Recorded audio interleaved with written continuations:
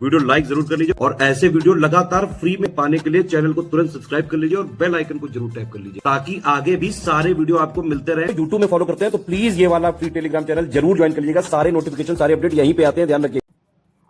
नमस्कार दोस्तों, मैं प्रियंका एग्ज़ाम प्रिपरेशन के यूट्यूब चैनल पर एक बार फिर से आप सभी का बहुत बहुत स्वागत करती हूँ। यूपीपीएससी 2024 प्रीलिम्स एग्ज़ाम के लिए हम लोग GS full length mock test solve कर रहे हैं और आज ये टेस्ट नंबर 8 है। इसका मतलब है 7 पहले से टेस्ट मैं करवा चुकी हूँ और ये डेली क्लासेस आ रही हैं। एग्ज़ाम ओरिएंटेड टेस्ट सीरीज़ है। एग्जैक्ट 100% आपको रियल एग्ज़ाम जैसी फीलिंग आएगी। आपको क्या करना है, जो आप क्वेश्चन सॉल्व कर रहे हैं उनमें जो आपके क्वेश्चन सही हो रहे हैं उनको आप अलग लिखिए और इसके अलावा जहाँ पर आपसे मिस्टेक हो रही है उसको प्रिपेयर करके दोबारा उनसे गलती ना हो उसको अच्छे से आप प्रिपेयर कर लेंगे। टोटल 150 क्वेश्चंस हैं। लेटेस्ट ट्रेंड और पैटर्न को फॉलो करते हुए ये टेस्ट सीरीज़ डिज़ाइन की गई है और इसको आप मेरे साथ पूरा वीडियो देख करके सॉल्व कीजिए। लगभग आपके इसमें 150 प्रश्न ऐसे हल होने चाहिए कि दोबारा इनसे आपको कन्फ्यूज़न ना रहे। इसके अलावा आप पेड कोर्स में इंटरेस्टेड हैं तो इन नंबर्स पे कॉल या मैसेज करके जानकारी ले सकते हैं। अदरवाइज़ आप गूगल प्ले स्टोर से प्रीलिम्स 2024 के लिए और आर 2000 जो अभी 24 का होगा, री एग्ज़ाम होगा 2023 वाला, उसके लिए भी नया कोर्स लॉन्च हो चुका है मात्र 800 रुपये में। आप दोनों में से कोई भी कोर्स परचेज़ करके अच्छे से अपनी प्रिपरेशन बेहतर कर सकते हैं। और जो बच्चे 2024-25 के लिए एग्ज़ाम देने वाले हैं यूपीपीसीएस, उनके लिए भी नया कोर्स लॉन्च किया जा चुका है, जो कि आपको देखेंगे लेटेस्ट ट्रेंड और पैटर्न को फॉलो करते हुए कोर्स दिया जा रहा है। कोई भी डाउट है आप इन नंबर्स पे या कमेंट करके आप अपनी दिक्कत या अपने कन्फ्यूज़न को दूर कर सकते हैं, पूछ सकते हैं। तो बिना देर किए आज की अपनी क्लास स्टार्ट करते हैं, क्वेश्चन से स्टार्ट करते हैं। आज के सेट का पहला प्रश्न है, निम्नलिखित में से सही विकल्प का चयन करें। पहला, गुजरात की लड़ाई वर्ष 1849 में ब्रिटिश ईस्ट इंडिया कंपनी तथा सिख साम्राज्य के बीच लड़ी गई थी। सेकेंड है, ब्रिटिश ईस्ट इंडिया कंपनी ने वर्ष 1849 में मुल्तान की घेराबंदी करने में सफल रही थी। थर्ड है, चिलियावाला की लड़ाई वर्ष 1849 में ब्रिटिश ईस्ट इंडिया कंपनी तथा सिख साम्राज्य के बीच लड़ी गई थी। फोर्थ है, 1849 का हजारा अभियान ब्रिटिश भारत और काला ढाका की जनजातियों के बीच शुरू हुआ था। निम्नलिखित में से कौन से कथन सही हैं? इसका right answer option B, first, second और थर्ड स्टेटमेंट करेक्ट है। फोर्थ इनकरेक्ट है, क्योंकि ये जो हजारा का अभियान है ये 1888 में हुआ था, ना कि 1849 में। सेकंड क्वेश्चन है, निम्नलिखित में से सही विकल्प चुनें। एक तरफ पुरातात्विक स्थल है, दूसरी तरफ जिन नदियों के पास वे बसे हैं वो दिया गया है।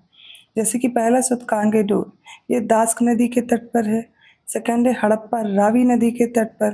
थर्ड है आलमगीर हिंडन नदी के तट पर और फोर्थ है सोतका को घाघरा नदी के तट पर। अब नीचे दिए गए कूट का प्रयोग करके सही उत्तर का चयन करना है। इसका राइट आंसर हो जाएगा ऑप्शन सी, पहला, दूसरा, तीसरा पेयर करेक्ट है, क्योंकि सूतकांगे डोर दास्क नदी के तट पर है, पाकिस्तान के मकराना में समुद्र तट के किनारे पर है। हड़प्पा क्या होगा, ये रावी नदी के तट पर है, पंजाब प्रांत जो कि पाकिस्तान का साहिवाल जिला है वहाँ पर है। आलमगीरपुर ये उत्तर प्रदेश के मेरठ जिले में स्थित है, हिंडन नदी के तट पर। लेकिन सोतका को घाघरा नदी के तट पर नहीं है, यह है सादीकोर नदी के तट पर दक्षिणी बलूचिस्तान में। थर्ड क्वेश्चन है, 1658 से 1707 तक की अवधि निम्नलिखित में से किस मुगल शासक के शासनकाल को दर्शाती है? ऑप्शन ए है अकबर का शासनकाल, ऑप्शन बी है जहांगीर का शासनकाल, ऑप्शन सी शाहजहां का शासनकाल और ऑप्शन डी औरंगजेब का। करेक्ट आंसर क्या होगा? ऑप्शन डी, औरंगजेब का कार्यकाल है ये। कब होगा? 1658 से 1707। शाहजहां का शासनकाल क्या था? तो 1628 से 1658। अब जहांगीर का भी याद कर लीजिए, 1605 से 1627। अकबर का शासनकाल क्या था? हो जाएगा 1556 से 1605। इन सभी का आप टाइम पीरियड या टेन्योर याद रखिएगा। फोर्थ क्वेश्चन है, निम्नलिखित में से सही विकल्प चुनें। पहला, प्लासी की लड़ाई रॉबर्ट क्लाइव के नेतृत्व वाली ब्रिटिश ईस्ट इंडिया कंपनी की सेना और बंगाल के अंतिम नवाब सिराजुद्दौला की सेना तथा उनके फ्रांसीसी सहयोगियों के बीच 23 जून 1757 को लड़ी गई थी। सेकेंड है, वॉन्डीवॉस की लड़ाई 22 जनवरी 1760 को कर्नल काउंट डी लाली के नेतृत्व वाले पुर्तगाल और कर्नल सरायर कूड के नेतृत्व वाले अंग्रेजों के बीच लड़ी गई थी। नीचे दिए गए कोड का यूज़ करके सही उत्तर चुनिए। इसका राइट आंसर होगा ऑप्शन है केवल पहला कथन सही है, दूसरा इसलिए गलत हो जाएगा कि जो वांडीवॉस की लड़ाई है ये हुई थी फ्रांसीसी और अंग्रेजों के बीच। तो ये जो कर्नल कॉम्डे रे लाली था ये था फ्रांसीसी गवर्नर, ठीक है, जिसके नेतृत्व में वांडीवास की लड़ाई हुई थी। तो याद रखिएगा यहाँ पर फ्रांसीसी गवर्नर होगा।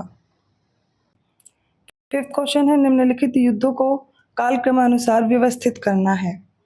जैसे कि अब देखिए डेट तो सामने ही दे दी गई, बहुत इजी सा प्रश्न, आप आसानी से इसको हल कर सकते हैं। ऑप्शन ए है खानवा का युद्ध 1528 में, चंदेरी का युद्ध 1527 में, घाघरा का युद्ध 1539 और चौसा का युद्ध 1529 ईस्वी।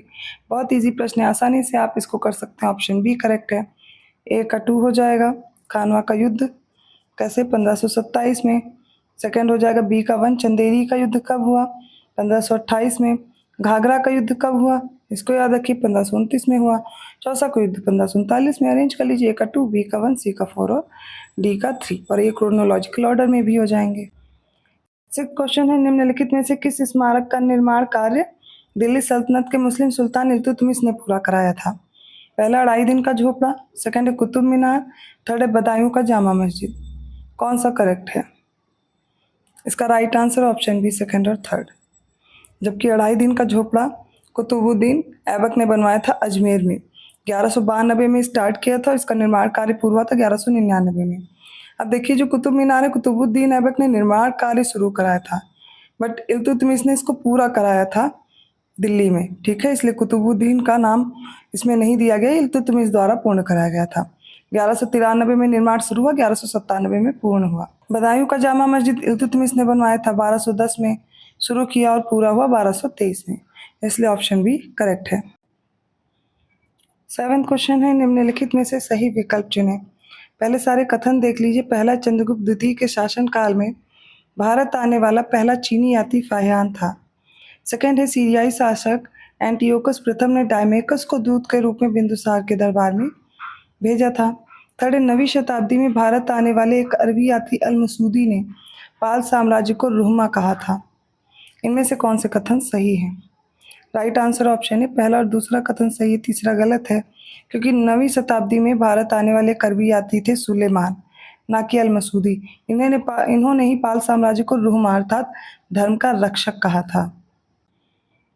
8वां प्रश्न है निम्नलिखित में से सही विकल्प चुनें। पहला है, आदिल शाही राजवंश के यूसुफ आदिल शाह ने बीजापुर राज्य की स्थापना वर्ष 1489 में की थी।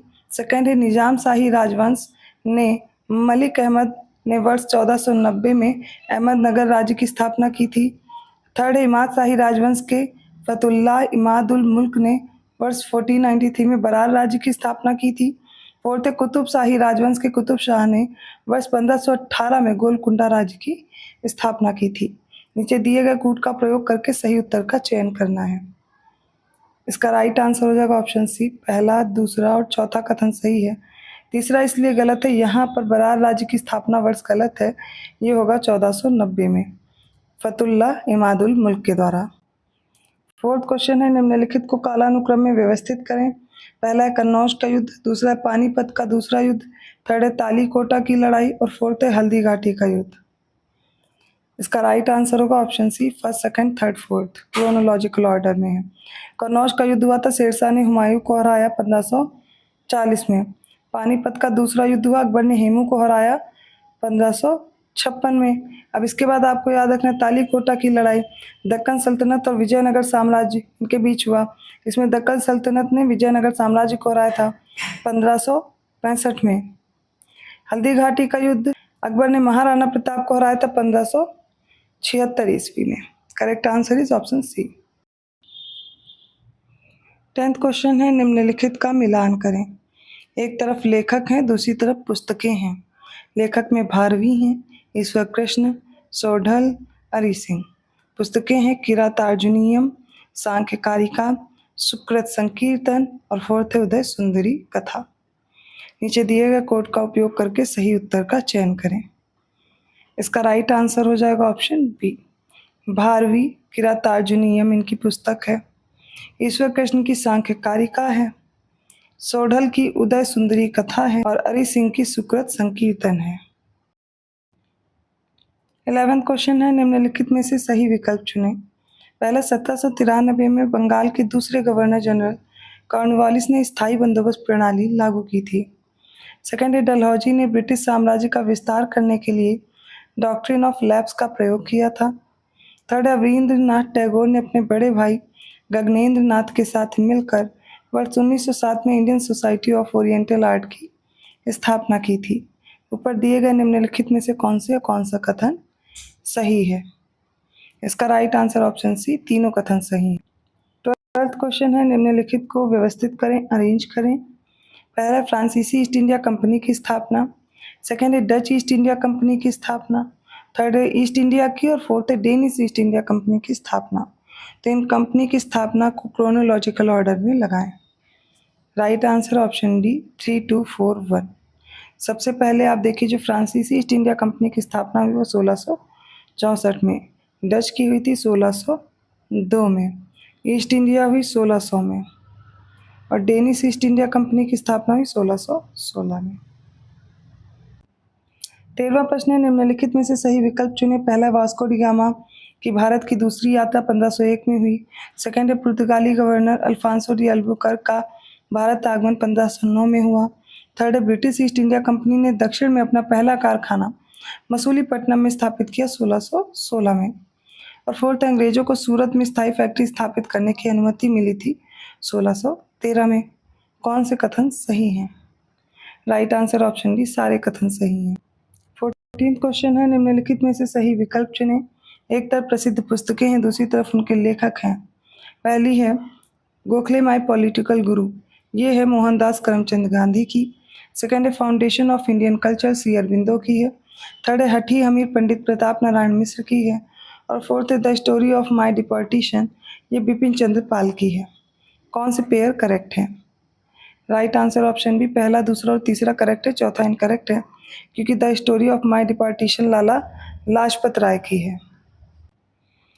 निम्नलिखित में से सही विकल्प चुनें। पहला है संवाद कौमुदी समाचार पत्र राजा राम मोहन राय का है। सेकेंड है सोम प्रकाश समाचार पत्र द्वारकानाथ विद्याभूषण का है।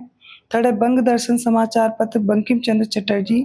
फोर्थ है अल हिलाल समाचार पत्र दादा भाई नौरोजी का है। कौन से पेयर करेक्ट है? राइट आंसर ऑप्शन बी, पहला, दूसरा और तीसरा करेक्ट है, चौथा गलत है, क्योंकि अल हिलाल ये जो समाचार पत्र है ये अबुल कलाम आज़ाद का था, बंगाली में 1912 में कलकत्ता से ये पब्लिश हुआ। संवाद कौमुदी राजा राम मोहन राय का, बंगाली में साप्ताहिक था 1821 में। दूसरा सोम प्रकाश, ये द्वारकानाथ विद्याभूषण का था, पहला बंगाली राजनीतिक समाचार पत्र था जो कि 1858 में प्रकाशित हुआ। बंग दर्शन के बारे में याद करिए, बंकिम चंद्र चटर्जी का है, बंगाली भाषा में 1873 से कलकत्ता में पब्लिश हुआ। 16th क्वेश्चन है, निम्नलिखित में से सही विकल्प चुनें।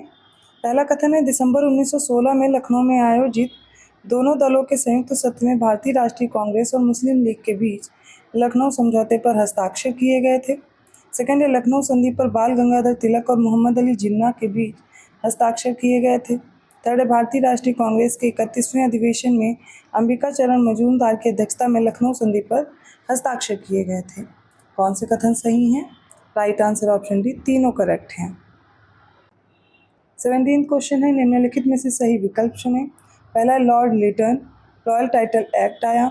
सेकेंड है लॉर्ड इरविन के समय वर्नाकुलर प्रेस एक्ट आया। थर्ड है लॉर्ड रीडिंग शस्त्र अधिनियम। फोर्थ है रिपन पहला कारखाना अधिनियम। नीचे दिए गए कोड का यूज़ करके सही उत्तर चुनें। राइट आंसर ऑप्शन सी, पहला और चौथा करेक्ट है, दूसरा और तीसरा गलत है, क्योंकि रॉयल टाइटल एक्ट तो आया 1876 में, जो कि लिटन के समय पर आया। ठीक है, और लिटन का कार्यकाल क्या था? 1876 से 1880। वर्नाकुलर प्रेस एक्ट कब आया था? वो भी याद कर लीजिए, 1878 में आया था। तो 1878 में आया, तो ये भी किसके समय पर हो जाएगा? लिटन के समय पर। शस्त्र अधिनियम 1878 में ये भी आया, तो किसके समय पर आएगा? लिटन के समय पर। बाकी सारे आपको करेक्ट दिए गए हैं, उनको आप याद कर सकते हैं। जो रिपन का कार्यकाल है वो 1880 से 1884 के बीच था। तो जो पहला कारखाना अधिनियम है वो 1881 में आया था, इसलिए ये किसके समय पर है? रिपन के समय पर।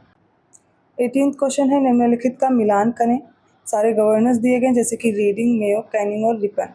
अब इनके समय पर कौन सी घटनाएं हुई, जैसे कि पहला इल्बर्ट बिल विवाद, भारतीय सांख्यिकी सर्वेक्षण की स्थापना, यूरोपीय सैनिकों द्वारा शीत विद्रोह और फोर्थ है कॉकोरी ट्रेन एक्शन। अब इनको आपस में मैच करना है। इसका राइट आंसर होगा ऑप्शन डी, रीडिंग के समय पर हुई थी काकोरी ट्रेन डकैती। तो रीडिंग का समय क्या था, 1921 से 1926, और काकोरी ट्रेन डकैती कब हुई, 9 अगस्त 1925। ठीक है। नेक्स्ट है मेयो के समय पर भारतीय सांख्यिकी सर्वेक्षण की स्थापना हुई, बी का 2 हो जाएगा। ठीक है, तो ये कब हुई, ये 1869 से 1872 तक मेयो का समय था। कैनिंग का याद कर लीजिए, इनके समय पर यूरोपियों का श्वेत विद्रोह होता है। कैनिंग का इनका समय था 1858 से 1862 और 1859 में ये विद्रोह होता है। रिपन के समय पर होता है इल्बर्ट बिल विवाद। ठीक है, डी का 1 हो जाएगा। ये कब हुआ, तो इल्बर्ट बिल विवाद हुआ 1883 टू 1884 और रिपन का टाइम भी था 1880 टू 1884 का, इसलिए ऑप्शन डी करेक्ट है। 19th क्वेश्चन है, निम्नलिखित में से सही विकल्प चुनें। पहला है राधाकांत देव द्वारा तत्व बोधनी सभा की स्थापना वर्ष 1839 में कलकत्ता में की गई थी। सेकंड है देवेंद्र नाथ ठाकुर द्वारा धर्म सभा की स्थापना वर्ष 1829 में कलकत्ता में की गई थी। थर्ड है दादा भाई नौरोजी द्वारा ब्रिटिश सार्वजनिक सभा की स्थापना 1843 में की गई थी।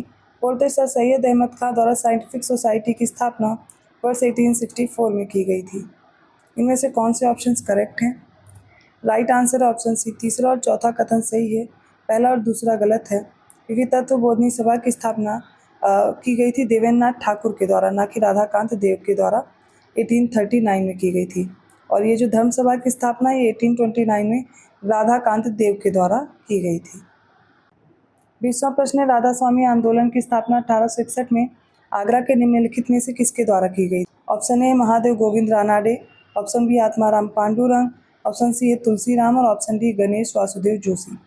राइट आंसर हो जाएगा ऑप्शन सी, तुलसीराम के द्वारा। 21वां प्रश्न है, निम्नलिखित में से किसने समाज सेवा और शिक्षा के प्रसार के माध्यम से सामाजिक रूप से पिछड़े लोगों की स्थिति में सुधार करने के प्रयास के रूप में वर्ष 1914 में प्रयागराज में सेवा समिति का गठन किया था? इसका राइट आंसर हो जाएगा ऑप्शन बी, हृदयनाथ कुंजरू ने।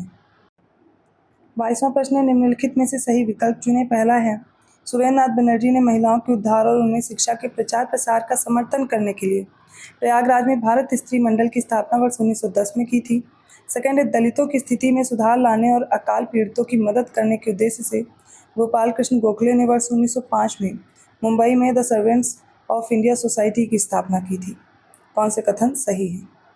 राइट आंसर है ऑप्शन बी, केवल दूसरा कथन सही, पहला गलत है, क्योंकि यहाँ पर सुरेंद्र नाथ बनर्जी नहीं सरला बाला देवी चौधरानी का नाम आएगा। ठीक है, सरला बाला देवी चौधरानी, इन्होंने महिलाओं के उद्धार और उन्हें शिक्षा का प्रचार प्रसार किया। 23rd क्वेश्चन है, 1884 में पुणे में स्थापित दक्कन एजुकेशनल सोसाइटी की स्थापना निम्नलिखित में से किसने की थी? पहला है एम.जी. रानाडे, सेकंड है आत्माराम पांडुरंग और थर्ड है गोपाल गणेश आगरकर। इसका right answer option C, M G. Ranade और गोपाल गणेश आगरकर शामिल थे। वी.जी. छिब्दोनकर भी इनमें शामिल थे। कब इसकी स्थापना हुई? तो 1884 में Deccan educational society, option C correct है। 24th क्वेश्चन है, तत्वबोधनी सभा के संदर्भ में सही विकल्प का चयन करें। पहला, इसकी स्थापना देवेंद्र नाथ टैगोर ने की थी। सेकंड, इसकी स्थापना वर्ष 1839 में कलकत्ता में हुई थी। थर्ड, इसकी स्थापना राजा राम मोहन राय द्वारा वेदांत और उपनिषदों पर आधारित हिंदू धर्म के तर्क संगत और मानवतावादी रूप को बढ़ावा देने के उद्देश्य से की गई थी। कौन से कथन सही हैं? इसका राइट आंसर ऑप्शन डी, पहला, दूसरा और तीसरा तीनों कथन सही हैं। 25th क्वेश्चन है, निम्नलिखित में से सही विकल्प चुनें। पहला है जवाहरलाल नेहरू ने गवर्नमेंट ऑफ इंडिया एक्ट 1935 को गुलामी का नया चार्टर बताया था। सेकंड, स्कॉटिश ईसाई उपदेशक विलियम कैरी की मदद से भारत में बंगाल के सेरामपुर में एक ईसाई मिशन की स्थापना की गई थी, जो डेनिश ईस्ट इंडिया कंपनी के नियंत्रण वाला क्षेत्र था। थर्ड, गोपाल कृष्ण गोखले ने आधुनिक भारत में गोखले संकल्प 1910 नामक प्राथमिक शिक्षा विधेयक का मसौदा तैयार करने वाले पहले व्यक्ति थे। कौन से कथन सही हैं? राइट आंसर ऑप्शन डी, तीनों करेक्ट हैं। 26th क्वेश्चन है, अकबर से संबंधित निम्नलिखित घटनाओं को कालक्रमानुसार व्यवस्थित करें। पहला, तीर्थ यात्रा कर की समाप्ति। सेकंड है जजिया कर की समाप्ति। थर्ड है इलाही संवत की शुरुआत। फोर्थ है दीन इलाही की स्थापना। नीचे देख करके सही उत्तर दें। राइट आंसर है ऑप्शन ए 1, 2, 4, 3। तीर्थ यात्रा कर की समाप्ति हुई 1563 में। जजिया कर की समाप्ति की अकबर ने 64 में। इलाही संवत की शुरुआत होती है, दीन इलाही की जो शुरुआत हुई थी स्थापना, माफ़ कीजिएगा, इसमें इलाही संवत की जो शुरुआत हुई वो 1583 में और दीन इलाही की स्थापना हुई थी 1582 में। बस इसको आप करेक्ट कर लेंगे 1 2 4 3। 27 क्वेश्चन है, निम्नलिखित में से सही विकल्प चुनें। पहला है रामायण का अनुवाद 1589 ईस्वी में फारसी भाषा में अब्दुल कादिर बदायूनी ने किया था। सेकंड है शाहजहाँ का दक्षिण भारत में पहला आगमन अहमदनगर था। थर्ड है मनसबदारों के लिए माहवार वेतन प्रणाली की शुरुआत शाहजहाँ के शासनकाल में हुई थी। फोर्थ है अकबर और औरंगजेब ही वह दो मुगल बादशाह थे जिनके खिलाफ फतवा जारी हुआ था। फिफ्थ है औरंगजेब ने बेगमों के नाम सार्वजनिक करने की प्रथा को खत्म कर दिया था। कौन से कथन सही हैं? राइट आंसर है इसका ऑप्शन ए, विकल्प पहला सही है, क्योंकि इसमें पहला, तीसरा और चौथा कथन सही है, बाकी इनकरेक्ट है, क्योंकि ये शाहजहाँ का नहीं, अकबर का दक्षिण भारत में पहला जो अभियान था वो अहमदनगर था और बेगमों के नाम सार्वजनिक करने की प्रथा जो खत्म की थी वो अकबर ने की थी, ना कि औरंगजेब ने। 28 क्वेश्चन है, निम्नलिखित में से सही विकल्प चुनें। पहला है स्तूप का पहला उल्लेख ऋग्वेद में मिलता है जहाँ इसे हिरण्य स्तूप कहा गया है। सेकंड है मगध के राजा बिंबिसार ने बुद्ध के निवास के लिए वेणुवन नामक मठ का निर्माण करवाया था। थर्ड है अधिकांश बुद्ध प्रतिमाओं का निर्माण गांधार कला शैली के अंतर्गत किया गया था। नीचे दिए गए कूट का उपयोग करके सही उत्तर का चयन करें। इसका राइट आंसर ऑप्शन डी, तीनों करेक्ट है। 29 क्वेश्चन है, निम्नलिखित में से सही विकल्प चुनें। पहला है भारत में शीशे के सिक्के सिर्फ राष्ट्रकूटों ने और हिंद यवन ने चलवाए थे। सेकंड, उत्तर प्रदेश के गोरखपुर जिले में सौगौरा अभिलेख स्थित है। थर्ड, कवि राजशेखर ने नर्मदा नदी को आर्यभट्ट और दक्षिणा पथ को विभाजित करने वाली रेखा माना है। नीचे दिए गए कूट का उपयोग करके सही उत्तर चुनें।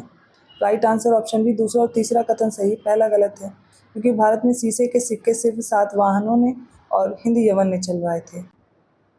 तीसरा प्रश्न है, निम्नलिखित में से सही विकल्प चुनें। पहला है अशोक पहला भारतीय शासक था जिसने अभिलेखों की सहायता से अपनी प्रजा को सीधे संबोधित किया था। सेकंड है सबसे पुराना ज्ञात ताम्रपत्र मौर्य शिलालेख अशोक का सौगौरा है जिसमें अकाल राहत प्रयासों का उल्लेख है। थर्ड है अशोक के शिलालेखों में प्राकृत भाषा के साथ कुल 4 लिपियों का प्रयोग हुआ है। फोर्थ है अशोक के स्तंभ शिलालेखों और गुफा शिलालेखों में केवल प्राकृत भाषा का प्रयोग किया गया है।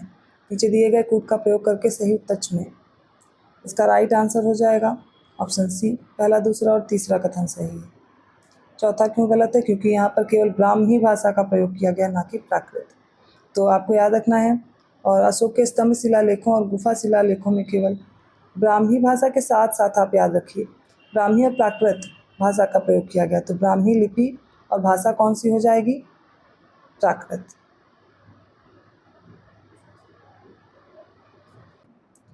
31 क्वेश्चन है, निम्नलिखित में से सही विकल्प चुनें। पहला डुडुमा जलप्रपात, दूसरा कपिल धारा, थर्ड है जोग, फोर्थ है हुंडरू। अब इसके विकल्प दिए गए मशकून नदी, शरावती नदी, नर्मदा नदी और सुवर्णरेखा नदी। बताइए कौन से फॉल्स किस रिवर पर स्थित हैं? राइट आंसर ऑप्शन है, डुडुमा जलप्रपात मशकून नदी पर है, कपिल धारा जलप्रपात नर्मदा नदी पर है, जोग जलप्रपात शरावती नदी पर और हुंडरू जलप्रपात सुवर्णरेखा नदी पर। ए का 1, बी का 3, सी का 2 और डी का 4 है। 32वां प्रश्न है, निम्नलिखित नदी बेसिन को उनके क्षेत्रफल वर्ग किलोमीटर के आधार पर अवरोही क्रम में व्यवस्थित करें सबसे लंबे से सबसे छोटे तक। पहला गोदावरी नदी बेसिन, सेकंड है सिंधु नदी बेसिन और थर्ड है कृष्णा नदी बेसिन, फोर्थ है गंगा नदी बेसिन। इसका राइट आंसर होगा ऑप्शन डी, सबसे पहला है गंगा नदी बेसिन, सबसे बड़ा है। सेकंड नंबर पे आएगा फिर सिंधु नदी बेसिन, उसके बाद गोदावरी और सबसे लास्ट में कृष्णा नदी बेसिन। 33rd क्वेश्चन है, निम्नलिखित का मिलान करें। बांध दिए गए जैसे कि बीसलपुर बांध है, नागार्जुन सागर है, भाखड़ा नांगल और टेरी है। पहला कृष्णा नदी, सतलज नदी, बनास नदी और भागीरथी नदी। अब इन नदियों पर कौन से बांध स्थित हैं ये मैच करना है। आप आंसर ऐसे भी देख सकते हैं जो आपको 1-2 याद हैं, जैसे कि नागार्जुन सागर बांध कृष्णा नदी पर है, ये सबको याद होगा, और भाखड़ा नांगल बांध ये सतलज नदी पे है। अब इसके अलावा आप देख सकते हैं कौन कौन से, बी का फर्स्ट किसमें दिया गया है और सी का 2 किसमें दिया गया है। तो ये आपको याद रखना है, दिया गया केवल सी में। आंसर्स मिल गए। ए का 3 हो जाएगा बीसलपुर है बनास नदी पर, टिहरी बांध हो जाएगा भागीरथी नदी पर। 34th क्वेश्चन है, निम्नलिखित में से सही विकल्प चुनें। एक तरफ शिफ्टिंग कल्टीवेशन है, दूसरी तरफ उनसे रिलेटेड एरियाज हैं। अब इसमें झूम, वालरे, बोगमा और पामाडा भी है। इनके क्षेत्र दिए गए उत्तर पूर्वी भारत, अर्थात झूम उत्तर पूर्वी भारत में कहते हैं, वाले दक्षिण पूर्वी राजस्थान में कहते हैं, बोगमा मिजोरम में, पामाडा भी आंध्र प्रदेश में। कौन से पेयर करेक्ट है?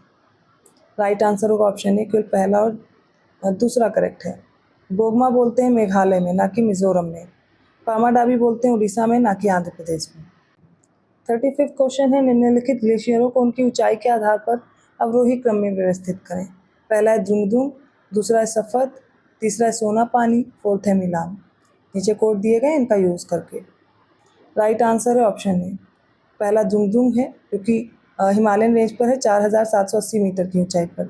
दूसरा है शफत, ये लद्दाख में हिमालयन रेंज पर है 4400 मीटर की ऊंचाई पर। सोना पानी लाहौल और स्पीति क्षेत्र की चंद्र घाटी में 4000 मीटर की ऊंचाई पर। मिलान है उत्तराखंड में 2290 मीटर की ऊंचाई पर। 36 क्वेश्चन है, निम्नलिखित में से सही विकल्प चुनें। पहला है कुमायूं हिमालय सतलज और काली नदियों के बीच है।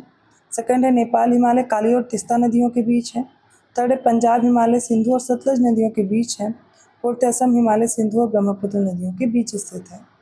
नीचे दिए गए कोड का यूज़ करके सही उत्तर चुनें। राइट आंसर ऑप्शन बी, पहला, दूसरा और तीसरा करेक्ट है, चौथा गलत है, क्योंकि असम हिमालय तिस्ता और ब्रह्मपुत्र नदियों के बीच स्थित है। 37वां क्वेश्चन है, निम्नलिखित में से सही विकल्प चुनें। एक तरफ तेल रिफाइनरी, दूसरी तरफ उनके राज्य हैं। पहला है बरौनी, IOCL द्वारा, बिहार में है। सेकंड है नुमालीगढ़, IOCL, ये है असम द्वारा, असम में स्थित है। थर्ड है पानागुनी, ये IOCL के द्वारा है, तमिलनाडु में। और फोर्थ है पंचपादरा, HPCL की, महाराष्ट्र में। कौन सा करेक्ट है? इसका राइट आंसर होगा ऑप्शन बी, पहला, दूसरा और तीसरा करेक्ट है। जबकि पचपदरा जो HPCL का है, ये राजस्थान में है, ना कि महाराष्ट्र में। 38वां क्वेश्चन है, निम्नलिखित का मिलान करें। एक तरफ स्थान है, दूसरी तरफ जल विद्युत संयंत्र है। पहला जम्मू कश्मीर, बी है झारखंड, सी है कर्नाटक और डी मध्य प्रदेश। दूसरी तरफ अय्यार तिलैया जल विद्युत संयंत्र है, कृष्णा राज सागर जल विद्युत संयंत्र है, तीसरा बगलीहार है, चौथा प्रताप सागर है। इनको आपस में मैच करें। राइट आंसर होगा ऑप्शन सी, जम्मू कश्मीर में स्थित है बगलीहार जल विद्युत संयंत्र। झारखंड में स्थित है अय्यार तिलैया जल विद्युत संयंत्र। कर्नाटक में कृष्णा राज सागर और मध्य प्रदेश में प्रताप सागर जल विद्युत संयंत्र।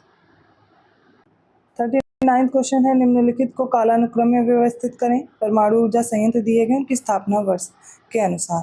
पहला तारापुर, दूसरा कलपक्कम, तीसरा है नरौरा और चौथा काकरापार। इसका राइट आंसर होगा ऑप्शन बी, पहला, दूसरा, तीसरा और चौथा। तारापुर महाराष्ट्र में 1969 में इस्टेब्लिश हुआ।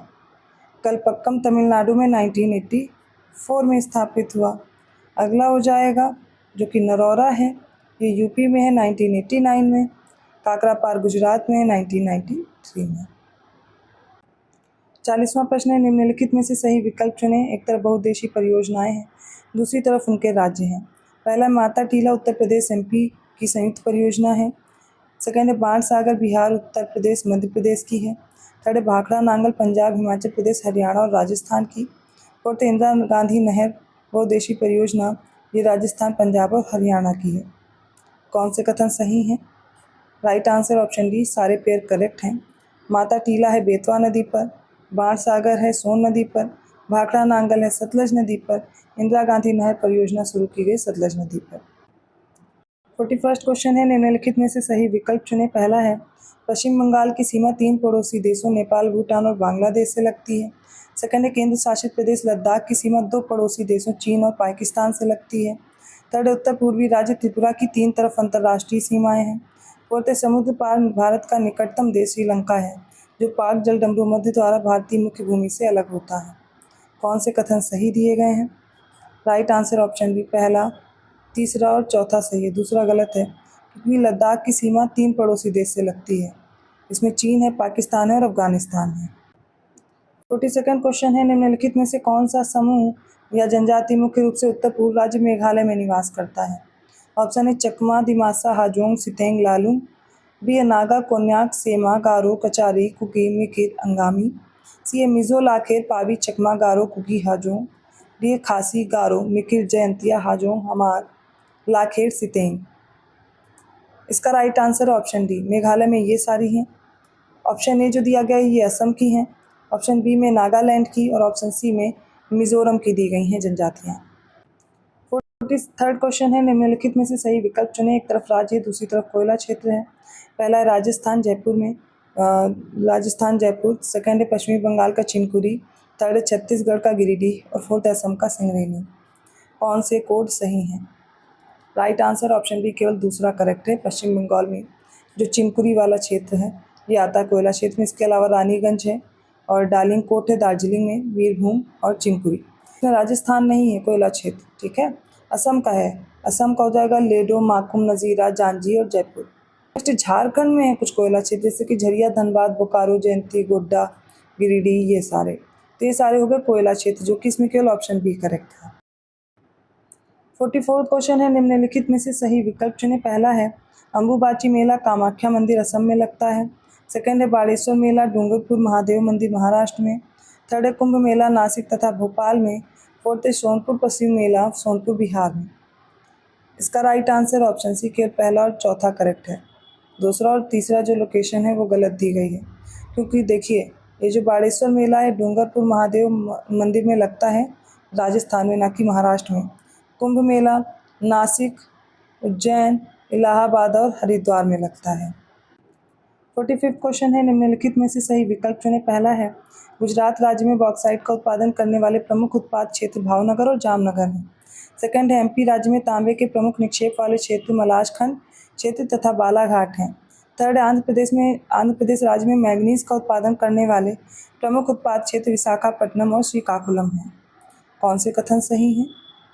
राइट आंसर ऑप्शन डी तीनों करेक्ट हैं। 46 क्वेश्चन है, निम्नलिखित में से सही विकल्प चयन करें। पहला एल्यूमिनियम कंपनी बाल्को को संयुक्त राज्य अमेरिका की सहायता से छत्तीसगढ़ राज्य के कोरबा क्षेत्र में स्थापित किया गया था। सेकंड एल्यूमिनियम कंपनी नाल्को को फ्रांस की सहायता से ओडिशा राज्य के दामनजोड़ी क्षेत्र में स्थापित किया गया था।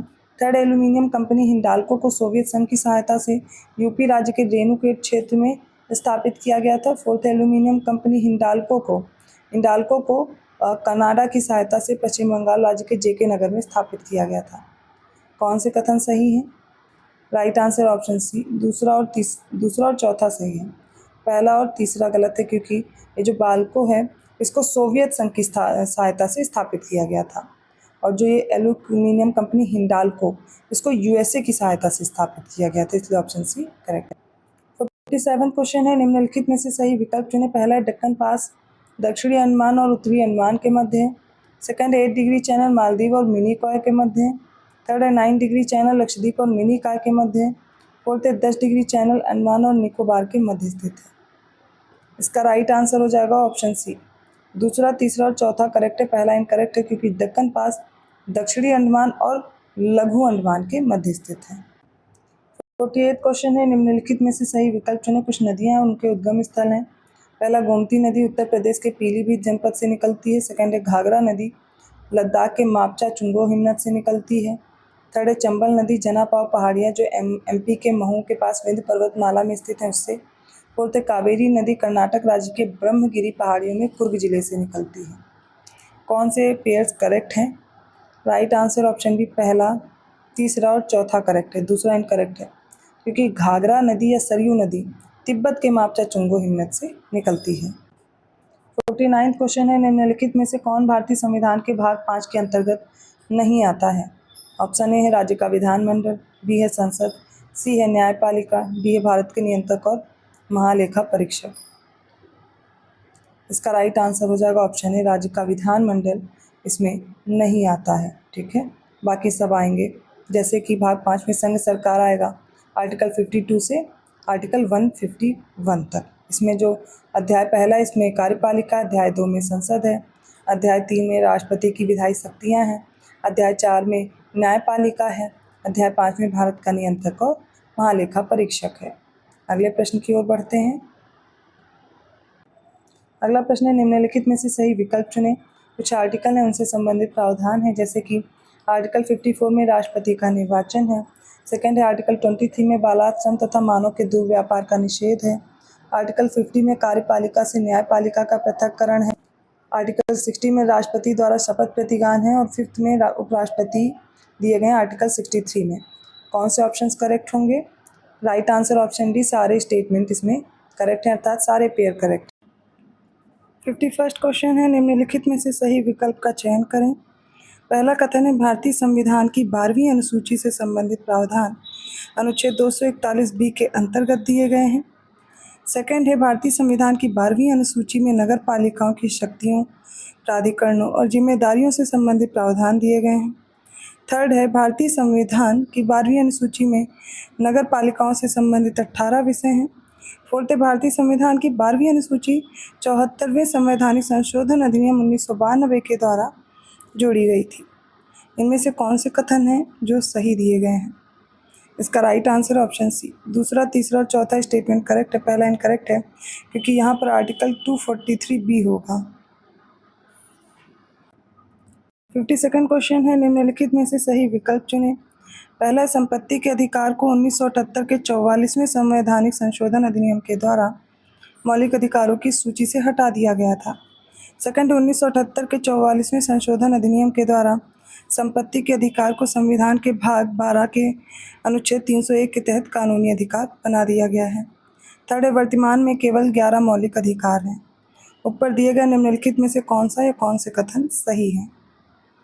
इसका राइट आंसर हो जाएगा ऑप्शन ए। केवल पहला और दूसरा स्टेटमेंट करेक्ट है, तीसरा इनकरेक्ट है क्योंकि वर्तमान में 6 मौलिक अधिकार हैं। इसमें पहला है धर्म की स्वतंत्रता, दूसरा शोषण के विरुद्ध अधिकार, तीसरा है शिक्षा और संस्कृति का अधिकार, फोर्थ है समानता का अधिकार, फिफ्थ है संवैधानिक उपाय और सिक्स्थ है स्वतंत्रता का अधिकार। तो ये राइट आंसर होगा ऑप्शन ए। 53rd क्वेश्चन है निम्नलिखित में से सही विकल्प चुनें। पहला है अनुच्छेद 33 के तहत भारत की संसद को सशस्त्र बलों और अर्धसैन्य बलों के सदस्यों के मौलिक अधिकारों को निरस्त करने या प्रतिबंधित करने की शक्ति है। सेकंड है भारत के संविधान के अनुच्छेद 301 के तहत संपत्ति का अधिकार अभी भी एक संवैधानिक अधिकार, कानूनी अधिकार और मानव अधिकार है, हालांकि अब यह मौलिक अधिकार नहीं है। थर्ड है स्वर्ण सिंह समिति की सिफारिश पर 42वें संशोधन अधिनियम 1976 के द्वारा भाग 4A के तहत मौलिक कर्तव्यों को संविधान में जोड़ा गया था। इनमें से कौन से कथन सही हैं? राइट आंसर ऑप्शन डी, तीनों करेक्ट हैं। 54th क्वेश्चन है निम्नलिखित में से सही विकल्प चुनें। पहला, भारतीय संविधान के अनुच्छेद 21A के तहत भारत में 6 से 14 वर्ष की आयु के बच्चों के लिए मुफ्त और अनिवार्य शिक्षा के लिए 1 अप्रैल 2010 को शिक्षा का अधिकार अधिनियम अधिनियमित किया गया था। सेकंड है 70वें संशोधन अधिनियम 1992 के अंतर्गत राष्ट्रीय राजधानी क्षेत्र दिल्ली और केंद्र शासित प्रदेश पुदुचेरी की विधानसभाओं के निर्वाचित सदस्यों को राष्ट्रपति के चुनाव में निर्वाचक मंडल के रूप में शामिल किया गया था। नीचे दिए गए कोड का उपयोग करके सही उत्तर को चुनिए। इसका राइट आंसर ऑप्शन डी, दोनों स्टेटमेंट करेक्ट है। 55th क्वेश्चन है निम्नलिखित में से सही विकल्प चुनें। पहला है 2019 के 103वें संशोधन अधिनियम के तहत राज्य को नागरिकों के किसी भी आर्थिक रूप से कमजोर वर्ग की उन्नति के लिए कोई विशेष प्रावधान करने का अधिकार दिया गया था। सेकंड, 2018 के 102वें संवैधानिक संशोधन अधिनियम के तहत राष्ट्रीय पिछड़ा वर्ग आयोग को संवैधानिक दर्जा दिया गया, जिसकी स्थापना वर्ष 1993 में संसद के एक अधिनियम द्वारा की गई थी। नीचे दिए गए कोड का उपयोग करके सही उत्तर का चयन करना है। राइट आंसर ऑप्शन बी, दोनों स्टेटमेंट करेक्ट हैं। 56वां प्रश्न है निम्नलिखित का मिलान करें।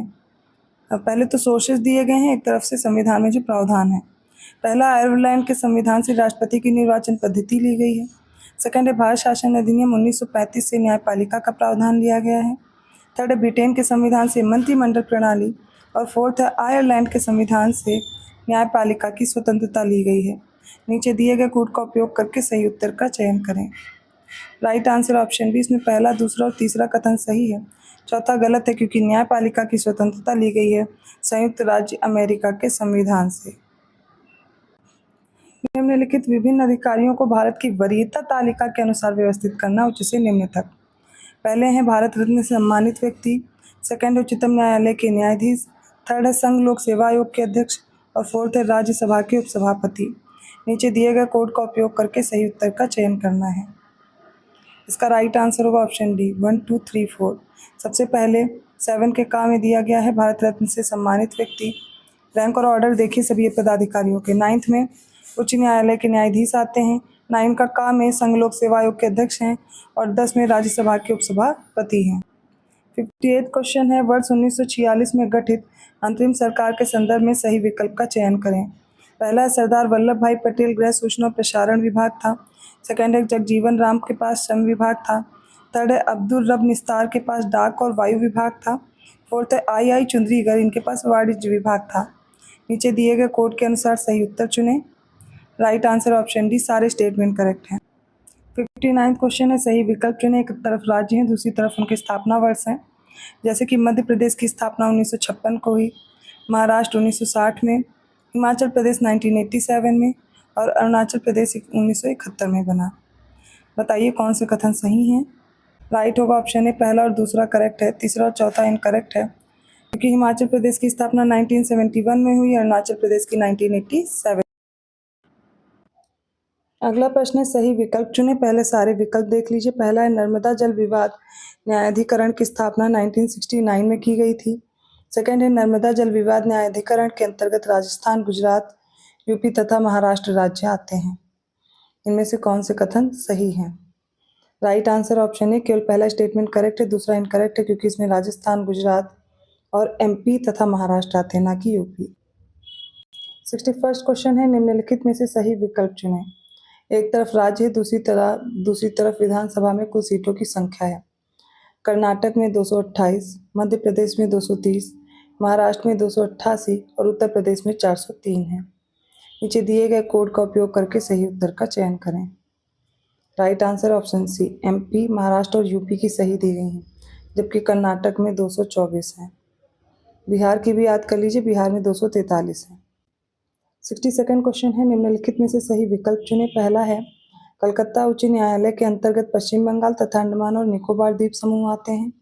सेकंड है जम्मू और कश्मीर उच्च न्यायालय के अंतर्गत जम्मू, कश्मीर और लद्दाख आते हैं। थर्ड है केरल उच्च न्यायालय के अंतर्गत केरल और लक्षद्वीप आते हैं। कौन से कथन सही हैं। इसका राइट आंसर हो जाएगा ऑप्शन डी, तीनों करेक्ट हैं। कलकत्ता हाई कोर्ट की स्थापना 1 जुलाई 1862 में हुई थी। जम्मू और कश्मीर की स्थापना आप याद कर लेंगे कब हुई, 1928 में। केरल हाई कोर्ट की स्थापना 1 जुलाई 1956 में। और ये जो केरल उच्च न्यायालय है इसके अंतर्गत केरल और लक्षद्वीप भी आते हैं। यहाँ पर आंसर करेक्ट है डी। 63 क्वेश्चन है, निम्नलिखित को उनकी स्थापना के वर्ष के आधार पर कालानुक्रम में व्यवस्थित करें। पहला राष्ट्रवादी कांग्रेस पार्टी, सेकंड है all India Trinamool Congress, third है नेशनल पीपल्स पार्टी, फोर्थ है आम आदमी पार्टी। और ये जो कोड है इनके अनुसार आप अरेंज कर सकते हैं। Right answer option C, second, first, fourth और थर्ड, क्योंकि राष्ट्रवादी कांग्रेस पार्टी की स्थापना हुई 10 जून 1999 को। ऑल इंडिया तृणमूल कांग्रेस की स्थापना हुई 1 जनवरी 1998 में। नेशनल पीपल्स पार्टी की स्थापना 2013, आम आदमी पार्टी की स्थापना 2 अक्टूबर 2012 को हुई। 64 क्वेश्चन है, निम्नलिखित में से सही विकल्प चुनें। पहला है राष्ट्रीय ध्वज का डिजाइन 22 जुलाई 1947 को अपनाया गया था। सेकंड है राष्ट्रीय कैलेंडर शक संवत पर आधारित और इसे 22 मार्च 1957 को अपनाया गया था। थर्ड है राष्ट्रगान जन गण मन पहली बार 27 दिसंबर 1911 को भारतीय राष्ट्रीय कांग्रेस के कलकत्ता अधिवेशन में गाया गया था। फोर्थ है भारत का राष्ट्रीय प्रतीक भारत गणराज्य की एक प्रतिनिधि मुहर है, जिसे 26 जनवरी 1950 को उत्तर प्रदेश के सारनाथ में अशोक स्तंभ के सिंह स्तंभ से अपनाया गया था। इनमें से कौन से कथन सही हैं। इसका राइट ऑप्शन होगा डी, चारों विकल्प सही हैं। 65 क्वेश्चन है, निम्नलिखित में से सही विकल्प चुनें। पहला कथन है संविधान सभा के 11वें सत्र के अंतिम दिन 26 नवंबर 1949 को भारत का संविधान अपनाया गया था। सेकंड है यदि 14 दिनों के बाद कोई कार्यवाही नहीं की जाती है तो लोकसभा द्वारा पारित धन विधेयक को राज्यसभा द्वारा पारित माना जाता है। थर्ड है पंचायत और नगर पालिका की प्रथम बैठक की निश्चित तिथि से उसके विघटन तक की अधिकतम अवधि 5 वर्ष होती है। इनमें से कौन से ऑप्शंस करेक्ट हैं। इसका राइट आंसर ऑप्शन डी, तीनों स्टेटमेंट करेक्ट हैं। 66 क्वेश्चन है, निम्नलिखित में से सही विकल्प का चयन करें। पहला है पीपल्स वार ग्रुप नामक आतंकवादी संगठन की स्थापना 22 अप्रैल 1980 को आंध्र प्रदेश में कोडापल्ली सीतारामैया नामक एक नक्सली नेता द्वारा की गई थी। सेकंड एक उग्रवादी संगठन उल्फा की स्थापना 1979 में परेश बरुआ और अन्य लोगों द्वारा की गई थी, उसका संबंध मिजोरम राज्य से था। इनमें से कौन से कथन सही दिए गए हैं। इसका राइट आंसर होगा ऑप्शन ए, केवल पहला कथन सही, दूसरा इसलिए गलत है क्योंकि इसका संबंध असम राज्य से था। असम की स्थापना करना संप्रभु समाजवादी असम की, ना कि मिजोरम की। 67 क्वेश्चन है, निम्नलिखित में से सही विकल्प का चयन करें। पहला, भारत के संविधान का अनुच्छेद 11 घोषित करता है कि संसद के पास कानून बनाकर नागरिकता के अधिकारों को विनियमित करने की शक्ति होगी। सेकंड है, नागरिकता अधिनियम 1955 की धारा 5(1)(a) के तहत पंजीकरण द्वारा नागरिकता प्राप्त करने के लिए भारतीय मूल के व्यक्ति को आमतौर पर 7 वर्षों तक भारत में निवासी होना चाहिए। थर्ड है, भारतीय संविधान में 44वें संशोधन अधिनियम के लागू होने के बाद अनुच्छेद 20 और अनुच्छेद 21 इनके तहत प्राप्त मौलिक अधिकारों को निलंबित नहीं किया जा सकता है। नीचे दिए गए कोड का उपयोग करके सही उत्तर का चयन करें। राइट आंसर ऑप्शन डी, तीनों स्टेटमेंट करेक्ट है। 68 क्वेश्चन है, निम्नलिखित में से सही विकल्प चुनें। 2011 की जनगणना के अनुसार है। पहला है, प्रतिशत की दृष्टि से भारत में पुरुष साक्षरता दर 80.90% है। सेकंड है, प्रतिशत की दृष्टि से भारत में महिला साक्षरता दर 64.60%। थर्ड है, प्रतिशत की दृष्टि से भारत की शहरी जनसंख्या 31.2% और भारत की ग्रामीण जनसंख्या 68.8% है। कौन से उत्तर सही होंगे? इसका राइट आंसर ऑप्शन डी, चारों स्टेटमेंट करेक्ट हैं। 69 क्वेश्चन है, निम्नलिखित में से सही विकल्प चुनें। पहला, वर्ष 2011 में 15वीं जनगणना का नारा हमारी जनगणना हमारा भविष्य। पहला कथन है, वर्ष 2011 में हुई 15वीं जनगणना का नारा हमारी जनगणना हमारा भविष्य था। सेकंड है, ब्रिटिश भारत में पहली जनगणना 1872 में मेयो के कार्यकाल में आयोजित की गई थी। थर्ड है, साक्षरता दर मापने के लिए 7 वर्ष और उससे अधिक आयु की कुल जनसंख्या का उपयोग किया जाता है। फोर्थ है, वर्ष 1881 में रिपन के कार्यकाल में प्रत्येक 10 वर्ष के अंतराल पर जनसंख्या का क्रमिक आकलन प्रारंभ हुआ, जो आज भी जारी है। कौन से उत्तर इसमें सही होंगे? इसका राइट आंसर होगा, चारों स्टेटमेंट करेक्ट हैं, इसलिए आप डी में 1 भी इंक्रीज कर लें। 1 2 3 4 चारों स्टेटमेंट करेक्ट हैं। 70वां प्रश्न है, उत्तर प्रदेश की जनगणना 2011 के आंकड़ों के अनुसार अनुसूचित जनजातियों की सर्वाधिक जनसंख्या वाले शीर्ष 4 राज्यों का सही क्रम चुनें, उच्चतम से निम्नतम तक। पहला, सोनभद्र, कुशीनगर, बलिया, देवरिया। अब इन्हीं में से आपको ऑप्शन देख करके बताना है। राइट आंसर है ऑप्शन बी, सबसे ज़्यादा सोनभद्र की है, फिर बलिया, देवरिया, कुशीनगर और उसके बाद ललितपुर है। 71 क्वेश्चन है, नवीनतम अद्यतित कृषि डेटा 2023 के संबंध में सही विकल्प का चयन करें। पहला, वर्तमान समय में कर्नाटक काली मिर्च के उत्पादन में अग्रणी राज्य है। सेकंड है, वर्तमान समय में नारियल के उत्पादन में कर्नाटक अग्रणी राज्य है। थर्ड है, वर्तमान समय में कर्नाटक कॉफ़ी के उत्पादन में अग्रणी राज्य है। और फोर्थ है, वर्तमान समय में गुजरात कपास के उत्पादन में अग्रणी राज्य है। कौन से स्टेटमेंट करेक्ट हैं? राइट आंसर ऑप्शन डी, सारे स्टेटमेंट करेक्ट हैं। 72nd क्वेश्चन है, नवीनतम अद्यतित कृषि डेटा 2023 के अनुसार शीर्ष 3 क्रूड पाम ऑयल उत्पादक राज्यों का चयन करें, उच्चतम से निम्नतम तक। इससे पहला, आंध्र प्रदेश, तेलंगाना, कर्नाटक। बी है तेलंगाना, कर्नाटक, केरल। सी है आंध्र प्रदेश, तेलंगाना, केरल। और डी है तेलंगाना, आंध्र प्रदेश और कर्नाटक। इसका राइट आंसर होगा ऑप्शन सी, पहले नंबर पर आंध्र प्रदेश है, फिर तेलंगाना और उसके बाद केरल। 73rd क्वेश्चन है, नवीनतम अद्यतित खनिज डेटा 2023 के संबंध में सही कथन चुनें। पहला, वर्तमान समय में भारत में सीमेंट के उत्पादन में एमपी अग्रणी राज्य है। सेकंड है, वर्तमान समय में भारत में ओडिशा क्रोमाइट के उत्पादन में अग्रणी राज्य है। थर्ड है, वर्तमान समय में भारत में डोलोमाइट के उत्पादन में आंध्र प्रदेश अग्रणी राज्य है। कौन से कथन सही हैं? राइट आंसर ऑप्शन डी, तीनों कथन सही, इसलिए विकल्प डी सही है। 74th क्वेश्चन है, निम्नलिखित में से सही विकल्प चुनें। पहला है, चीन विश्व में कोयला उत्पादन में अग्रणी राज्य है। सेकंड है, यूएसए विश्व में साधारण नमक के उत्पादन में दूसरा अग्रणी देश है। थर्ड है, तुर्की विश्व में फेल्ड्स्पार के उत्पादन में तीसरा अग्रणी देश है। कौन से कथन इनमें से सही हैं? राइट आंसर ऑप्शन बी, केवल पहला और तीसरा सही है, दूसरा गलत है। ठीक है, भारत अगर विश्व में कोयला उत्पादन पर देखा जाए तो दूसरा हो जाएगा। ठीक है, और चीन विश्व में पहला हो जाएगा। साधारण नमक के उत्पादन में दूसरा अग्रणी देश है चीन, ना कि यूएसए। और भारत तीसरे नंबर पे आता है साधारण नमक के उत्पादन में। तुर्की विश्व में फेल्ड्स्पार के उत्पादन में तीसरा है, तो चौथा कौन है? भारत है। ठीक है, ऐसे आपको याद रखना है। 75th क्वेश्चन है, अंतरिम बजट 2024-25 के अनुसार निम्नलिखित में से किस समय अवधि को एफडीआई का स्वर्ण युग कहा गया है? ऑप्शन ए 2014 से 2023, ऑप्शन बी 2015 से 2023, ऑप्शन सी 2016 से 2023 और ऑप्शन डी है 2017 से 2023। राइट आंसर हो जाएगा ऑप्शन ए 2016 2014 से 2023। 76 क्वेश्चन है, निम्नलिखित में से सही विकल्प चुनें। अंतरिम बजट 2024-25 के अनुसार पूछा गया है। पहला है, राजकोषीय घाटे का संशोधित अनुमान सकल घरेलू उत्पाद का 5.8% है। सेकंड है, पिछले 5 वर्षों में प्रत्यक्ष कर संग्रह 3 गुना से भी अधिक हो गया है। थर्ड है, पिछले 5 वर्षों में रिटर्न दाखिल करने वालों की संख्या 2.4 गुना बढ़ गई है। नीचे दिए गए कोड का उपयोग करके सही उत्तर का चयन करें। राइट आंसर ऑप्शन डी, तीनों स्टेटमेंट करेक्ट है। 77 क्वेश्चन है, वर्ष 2022 में घोषित आत्मनिर्भर तिलहन अभियान के अंतर्गत निम्नलिखित में से किस तिलहन फसल के संबंध में आत्मनिर्भरता प्राप्त करने के लिए रणनीति तैयार नहीं की जाएगी?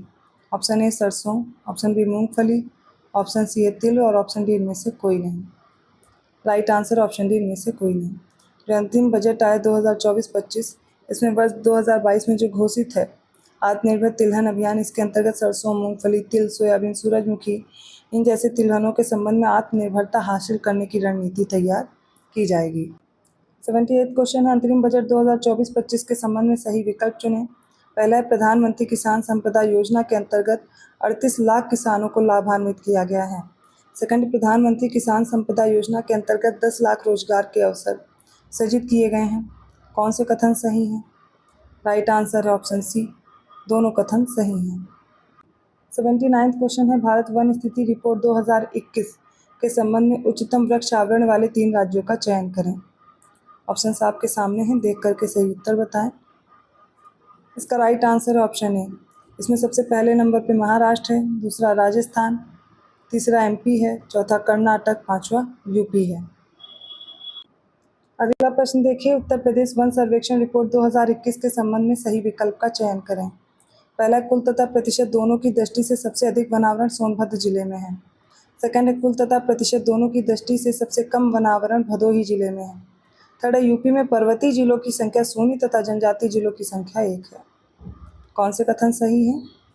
इसका राइट आंसर ऑप्शन सी, तीनों स्टेटमेंट करेक्ट हैं। 81 क्वेश्चन है, निम्नलिखित में से सही विकल्प चुनें। पहला है, 25 दिसंबर 2019 को 7 राज्यों में अटल भूजल योजना शुरू की गई थी। सेकंड है, अटल भूजल योजना पूर्व प्रधानमंत्री अटल बिहारी वाजपेयी की 95वीं जयंती पर प्रधानमंत्री श्री नरेंद्र मोदी द्वारा शुरू की गई एक भूजल प्रबंधन योजना है। थर्ड, अटल भूजल योजना का मुख्य उद्देश्य भारत के 7 राज्यों में सामुदायिक भागीदारी और लाइन विभागों को शामिल करके भूजल स्तर में गिरावट को रोकना और भूजल प्रबंधन में सुधार करना था। इनमें से कौन से कथन सही हैं? राइट आंसर ऑप्शन सी, यही विकल्प सही होगा क्योंकि तीनों स्टेटमेंट करेक्ट है। 82 क्वेश्चन है, भाग स्थिति रिपोर्ट 2022 के संबंध में सही विकल्प का चयन करें। पहला, उत्तर प्रदेश राज्य के दुधवा बाघ अभ्यारण्य में बाघों की संख्या वर्ष 2022 में 136 थी। सेकंड है, यूपी के दुधवा बाघ अभ्यारण्य में बाघों की संख्या वर्ष 2018 में 82 थी। थर्ड है, दुधवा बाघ अभ्यारण्य में 2018 से 22 अवधि के दौरान बाघों की संख्या में 54 की वृद्धि हुई है। कौन से कथन सही हैं? इसका राइट आंसर ऑप्शन बी, केवल दूसरा कथन सही है, पहला और तीसरा गलत है क्योंकि 2022 में इनकी संख्या 135 थी और जो वृद्धि है 2018 से 2022 के बीच बाघों की वो 53 है। 83 क्वेश्चन है, निम्नलिखित में से सही विकल्प चुनें। पहला है, PMAY शहरी लाभार्थी पुरस्कारों के अंतर्गत उत्तर प्रदेश को लगातार तीसरी बार प्रथम स्थान दिया गया है। सेकंड है, वर्ष 2022 की भारत में मृत्यु दंड वार्षिक सांख्यिकी रिपोर्ट के अनुसार उत्तर प्रदेश राज्य में सबसे कम संख्या में लोगों की मौत की सजा दी गई थी। नीचे दिए गए कोड का उपयोग करके सही उत्तर का चयन करें। राइट आंसर ऑप्शन है, केवल पहला कथन सही, दूसरा इसलिए गलत है क्योंकि इसमें यूपी राज्य में सबसे अधिक संख्या में लोगों को मौत की सजा दी गई जो कि संख्या में 100 थी, सबसे कम नहीं। 84 क्वेश्चन है, निम्नलिखित में से गलत विकल्प चुनें। पहला है, क्रॉस डिपेंडेंसी इनिशिएटिव द्वारा जारी सकल घरेलू जलवायु जोखिम आकलन 2023 में उत्तर प्रदेश को 25वीं रैंक दी गई थी। सेकंड है, वर्ष 2023 में राज्य की अनुमानित जनसंख्या की तुलना में जारी किए गए पासपोर्ट के मामले में यूपी को तीसरा स्थान दिया गया था। निम्नलिखित में से कौन से विकल्प गलत हैं? कौन सा कथन गलत है, विकल्प देख करके बताइए। राइट आंसर ऑप्शन डी, कोई भी विकल्प गलत नहीं है, कोई भी ऑप्शन इसमें गलत नहीं है, तो दोनों स्टेटमेंट करेक्ट हैं, इसलिए ऑप्शन डी राइट होगा। 85 क्वेश्चन है, निम्नलिखित में से सही विकल्प चुनें। पहला है, ग्लोबल फिशरीज कॉन्फ्रेंस 2023 में यूपी को सर्वश्रेष्ठ राज्य अंतर्देशीय मत्स्य पालन पुरस्कार दिया गया है। सेकंड है, इंडिया स्मार्ट सिटीज़ अवार्ड प्रतियोगिता 2022 के अंतर्गत सर्वश्रेष्ठ राज्य पुरस्कार श्रेणी में यूपी और राजस्थान राज्यों को संयुक्त रूप से तीसरा स्थान प्राप्त हुआ है। इसमें ऑप्शन सी करेक्ट है, दोनों स्टेटमेंट राइट है। 86 क्वेश्चन है, निम्नलिखित में से सही विकल्प चुनें। पहला है अर्गट रोग का संबंध बाजरे की फसल से है। सेकंड है हरित बाली रोग का संबंध कपास की फसल से है। थर्ड है तुलसीता रोग का संबंध मक्के की फसल से है। फोर्थ है पीला चित्रवर्ण रोग का संबंध गन्ने की फसल से है। नीचे दिए गए कोड का उपयोग करके सही उत्तर का चयन करें। Right answer option C. पहला और तीसरा स्टेटमेंट तो करेक्ट है, दूसरा और चौथा गलत है। हरित बाली रोग ये बाजरे से संबंधित है, ना कि कपास से। और पीला चित्रवर्ण रोग ये सोयाबीन से संबंधित है, ना कि गन्ने की फसल से। गन्ने में होता है रेड रॉट रोग, याद रखिएगा, ठीक है। ये राइट आंसर होगा। 87 क्वेश्चन है, निम्नलिखित में से सही विकल्प चुनें। पहला है वानिकी अनुसंधान और मानव संसाधन विकास संस्थान छिंदवाड़ा एमपी में है। सेकंड है वन उत्पादकता संस्थान रांची झारखंड में है। थर्ड है भारतीय प्लाईवुड उद्योग अनुसंधान और प्रशिक्षण संस्थान बेंगलोर कर्नाटक में है। फोर्थ है भारतीय वन प्रबंधन संस्थान भोपाल एमपी में है। नीचे दिए गए कोड का उपयोग करके सही उत्तर चुनें। राइट आंसर ऑप्शन डी, चारों करेक्ट है। 88 क्वेश्चन है, निम्नलिखित का मिलान करें। एक तरफ देश और क्षेत्र दिए गए हैं और घास के मैदान दिए गए हैं, इनको आपस में मैच करना है। ऑप्शन ए है दक्षिण अफ्रीका, बी है हंगरी, सी ऑस्ट्रेलिया और डी है न्यूजीलैंड। घास के मैदान में वेल्स है, डाउन्स है, कैंटरबरी है और पुस्ताज है, इनको आपस में मैच करना है। ये कोड देख करके सही उत्तर का चयन करें। राइट आंसर हो जाएगा ऑप्शन ए। दक्षिण अफ्रीका में वेल्स बोलते हैं, हंगरी में इन्हें पुस्ताज बोलते हैं, ऑस्ट्रेलिया में इनको बोला जाता है डाउन्स और न्यूजीलैंड में कैंटरबरी नाम से ये घास के मैदान जाने जाते हैं। ए का 1, बी का 4, सी का 2 और डी का 3 होगा। 89 क्वेश्चन है, फिर से आपको मैच करना है। एक तरफ राज्य हैं और उनके बॉटनिकल साइट्स हैं, वनस्पति स्थल। तमिलनाडु, केरल, कर्नाटक और उड़ीसा दिया गया है। वनस्पति स्थल में पिचावरम है, वेम्बनाड है, देवी कदुआ है और कारवाड़ है। इसका राइट आंसर होगा ऑप्शन बी। तमिलनाडु का वनस्पति स्थल या मैंग्रोव स्थल है पिचावरम। केरल का हो जाएगा वेम्बनाड, कर्नाटक का है कारवाड़ और उड़ीसा का है देवी कदुआ। ऑप्शन यहाँ पर करेक्ट होगा बी। अगला प्रश्न है, निम्नलिखित को कालानुक्रम में व्यवस्थित करें। पहला है राष्ट्रीय जल मिशन, सेकंड है राष्ट्रीय हिमालय पारितंत्र परिरक्षण मिशन, थर्ड है राष्ट्रीय जलवायु परिवर्तन रणनीतिक ज्ञान मिशन और फोर्थ है राष्ट्रीय हरित भारत मिशन। इनमें से कौन से कोड हैं जो सही दिए गए हैं? इसका राइट आंसर है ऑप्शन डी। जो राष्ट्रीय जल मिशन है ये 2011 को आया। इससे जल शक्ति मंत्रालय, इसका पुराना नाम रखा गया जल संसाधन नदी विकास और गंगा संरक्षण मंत्रालय, ठीक है। तो राष्ट्रीय जल मिशन आया था 2011 में। फिर राष्ट्रीय हिमालय पारितंत्र परिरक्षण मिशन विज्ञान और प्रौद्योगिकी मंत्रालय द्वारा 2010 में लॉन्च किया गया, ठीक है। इसके बाद राष्ट्रीय जलवायु परिवर्तन रणनीतिक ज्ञान मिशन 2008 में आया विज्ञान व प्रौद्योगिकी मंत्रालय द्वारा, और राष्ट्रीय हरित मिशन 2014 में आया। ये 2008 है, 2014 में आया पर्यावरण वन और जलवायु परिवर्तन मंत्रालय के द्वारा। ऑप्शन यहाँ पर डी करेक्ट है। 91 क्वेश्चन है, उत्तर प्रदेश बजट 2024-25 के संबंध में सही विकल्प चुनें। पहला, भारत सरकार द्वारा बनाए गए ई श्रम पोर्टल पर लगभग 8.32 करोड़ श्रमिकों के पंजीकरण के साथ यूपी देश में पहले स्थान पर बना हुआ है। सेकंड है, अयोध्या में महर्षि वाल्मीकि अंतर्राष्ट्रीय हवाई अड्डा की स्थापना और विस्तार हेतु 150 करोड़ रुपए का प्रावधान किया गया है। नीचे दिए गए कोड का उपयोग करके सही उत्तर दें। राइट आंसर ऑप्शन सी, दोनों स्टेटमेंट करेक्ट है। 92nd क्वेश्चन है, फिर से बजट के बारे में पूछा गया, कौन से कथन सही हैं? पहला, पिछले वित्त वर्ष की तुलना में चालू वित्त वर्ष में हवाई यात्रा करने वाले यात्रियों की संख्या 19.2% की बढ़ोतरी हुई है। सेकंड है, इंफ्रास्ट्रक्चर सेक्टर के संदर्भ में गंगा एक्सप्रेसवे प्रोजेक्ट के लिए 2057 करोड़ 76 लाख रुपए का प्रावधान किया गया है, जो चालू वर्ष की तुलना में 2 गुने से भी अधिक है। कौन सा उत्तर सही होगा? सही विकल्प है सी, दोनों कथन सही हैं। 93rd क्वेश्चन है, सही विकल्प चुनें। पहला है, इसमें एक तरफ दिवस दिए गए हैं, दूसरी तरफ वो कौन कौन से डे हैं, इनको आपस में मैच करना है। 9 जनवरी, 2 फरवरी, 24 मार्च और 24 अप्रैल है। पहला विश्व आर्द्र भूमि दिवस, सेकंड है विश्व क्षय रोग दिवस, थर्ड है प्रवासी भारतीय दिवस और फोर्थ है राष्ट्रीय पंचायती दिवस। इनको आपस में मैच करना है। अगर आपको एक भी कोई याद है तो मैच करने की कोशिश किया कीजिए।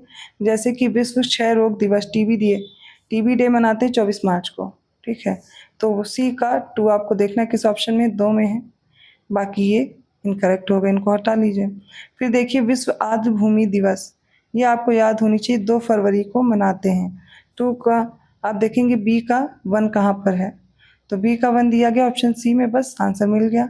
9 जनवरी को मनाते प्रवासी भारतीय दिवस, 24 अप्रैल को मनाते राष्ट्रीय पंचायती दिवस। 94th क्वेश्चन है, संयुक्त राष्ट्र द्वारा घोषित निम्नलिखित वर्षों को कालक्रमानुसार व्यवस्थित करें। पहला है कैमलेट्स का अंतर्राष्ट्रीय वर्ष, दूसरा है ग्लेशियरों के संरक्षण का अंतर्राष्ट्रीय वर्ष, थर्ड है कदन्न का अंतर्राष्ट्रीय वर्ष और फोर्थ है रेंजलैंड्स और चरवाहों का अंतर्राष्ट्रीय वर्ष। नीचे दिए गए कोड के अनुसार सही उत्तर चुनें। राइट आंसर ऑप्शन डी 3124, क्योंकि कैमलेट्स का अंतर्राष्ट्रीय वर्ष घोषित किया गया 2024 को। ग्लेशियरों के संरक्षण का अंतर्राष्ट्रीय दिवस है 2025, कदन्न का अंतर्राष्ट्रीय वर्ष है 2023 और रेंजलैंड्स और चरवाहों का अंतर्राष्ट्रीय दिवस है 2026। बस अरेंज हो जाएगा। 95th क्वेश्चन है, निम्नलिखित में से सही ऑप्शन चूज करें।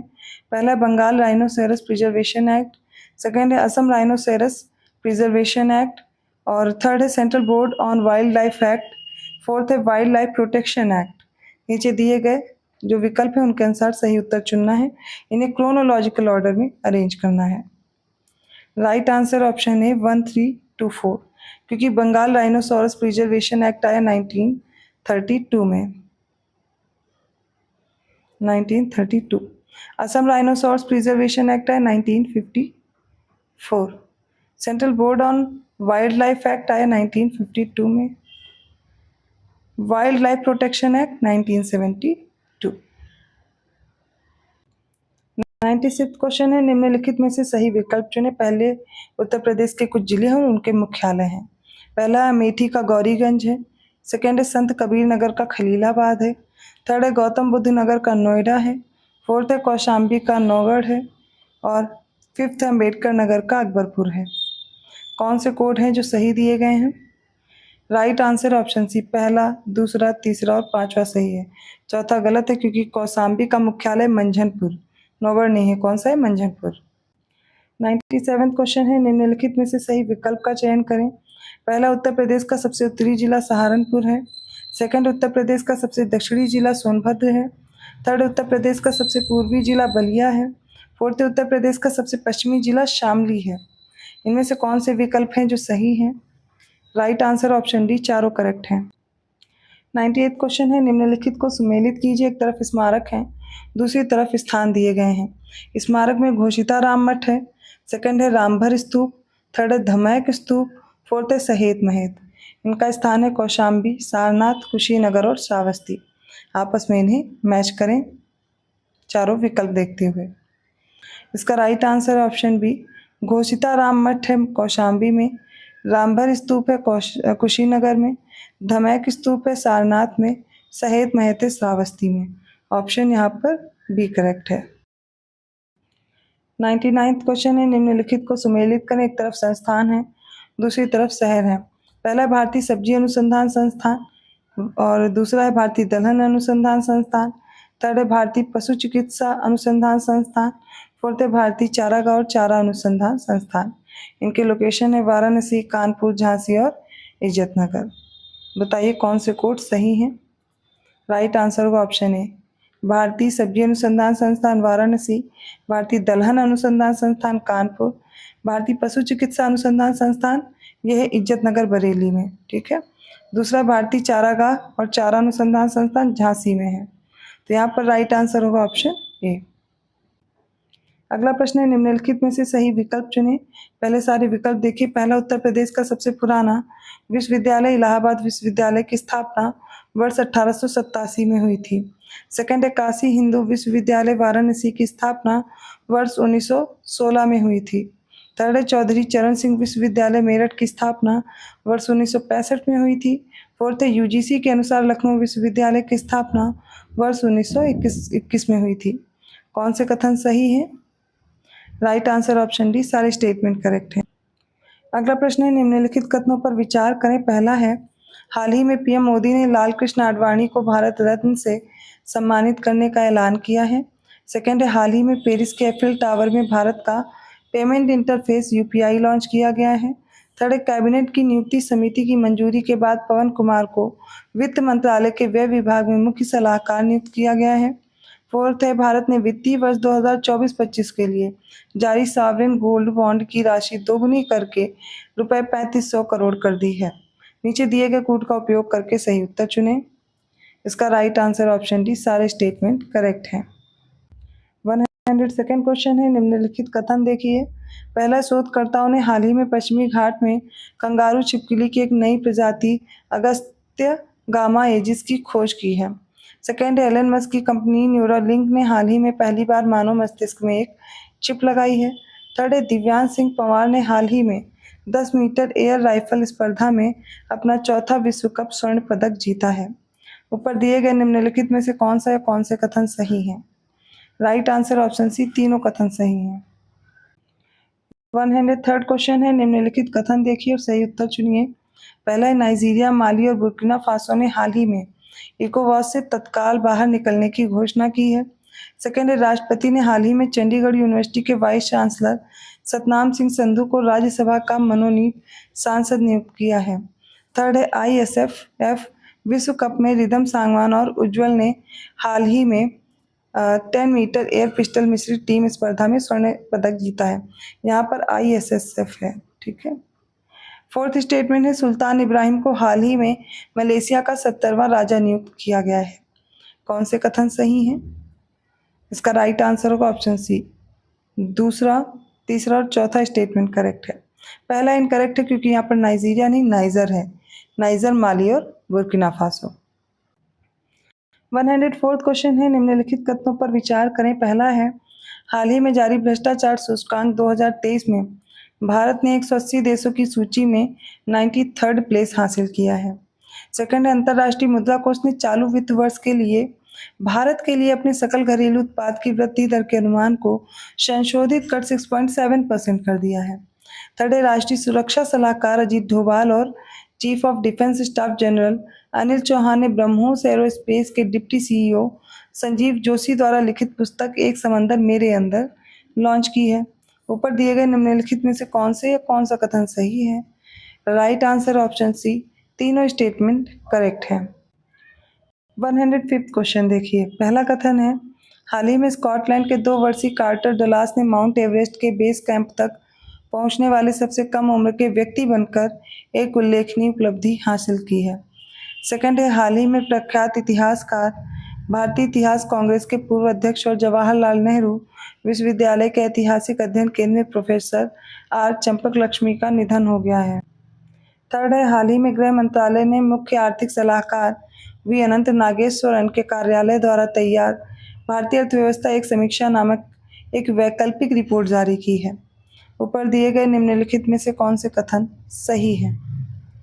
राइट आंसर ऑप्शन डी, केवल पहला और दूसरा कथन सही, तीसरा गलत है, क्योंकि ये जो रिपोर्ट जारी की गई है भारतीय अर्थव्यवस्था एक समीक्षा, ये गृह मंत्रालय नहीं, वित्त मंत्रालय ने लॉन्च की है। 106th क्वेश्चन है, निम्नलिखित में से सही विकल्प चुनें। पहला, मशहूर जापानी वाहन निर्माता टोयोटा ने हाल ही में एक बार फिर 2023 में दुनिया की सबसे ज़्यादा बिकने वाली कार निर्माता के रूप में अपना स्थान हासिल कर लिया है। सेकंड है, भारत लोकतंत्र की जननी विषय पर झांकी ने हाल ही में गणतंत्र दिवस परेड 2024 में पहला स्थान हासिल किया है।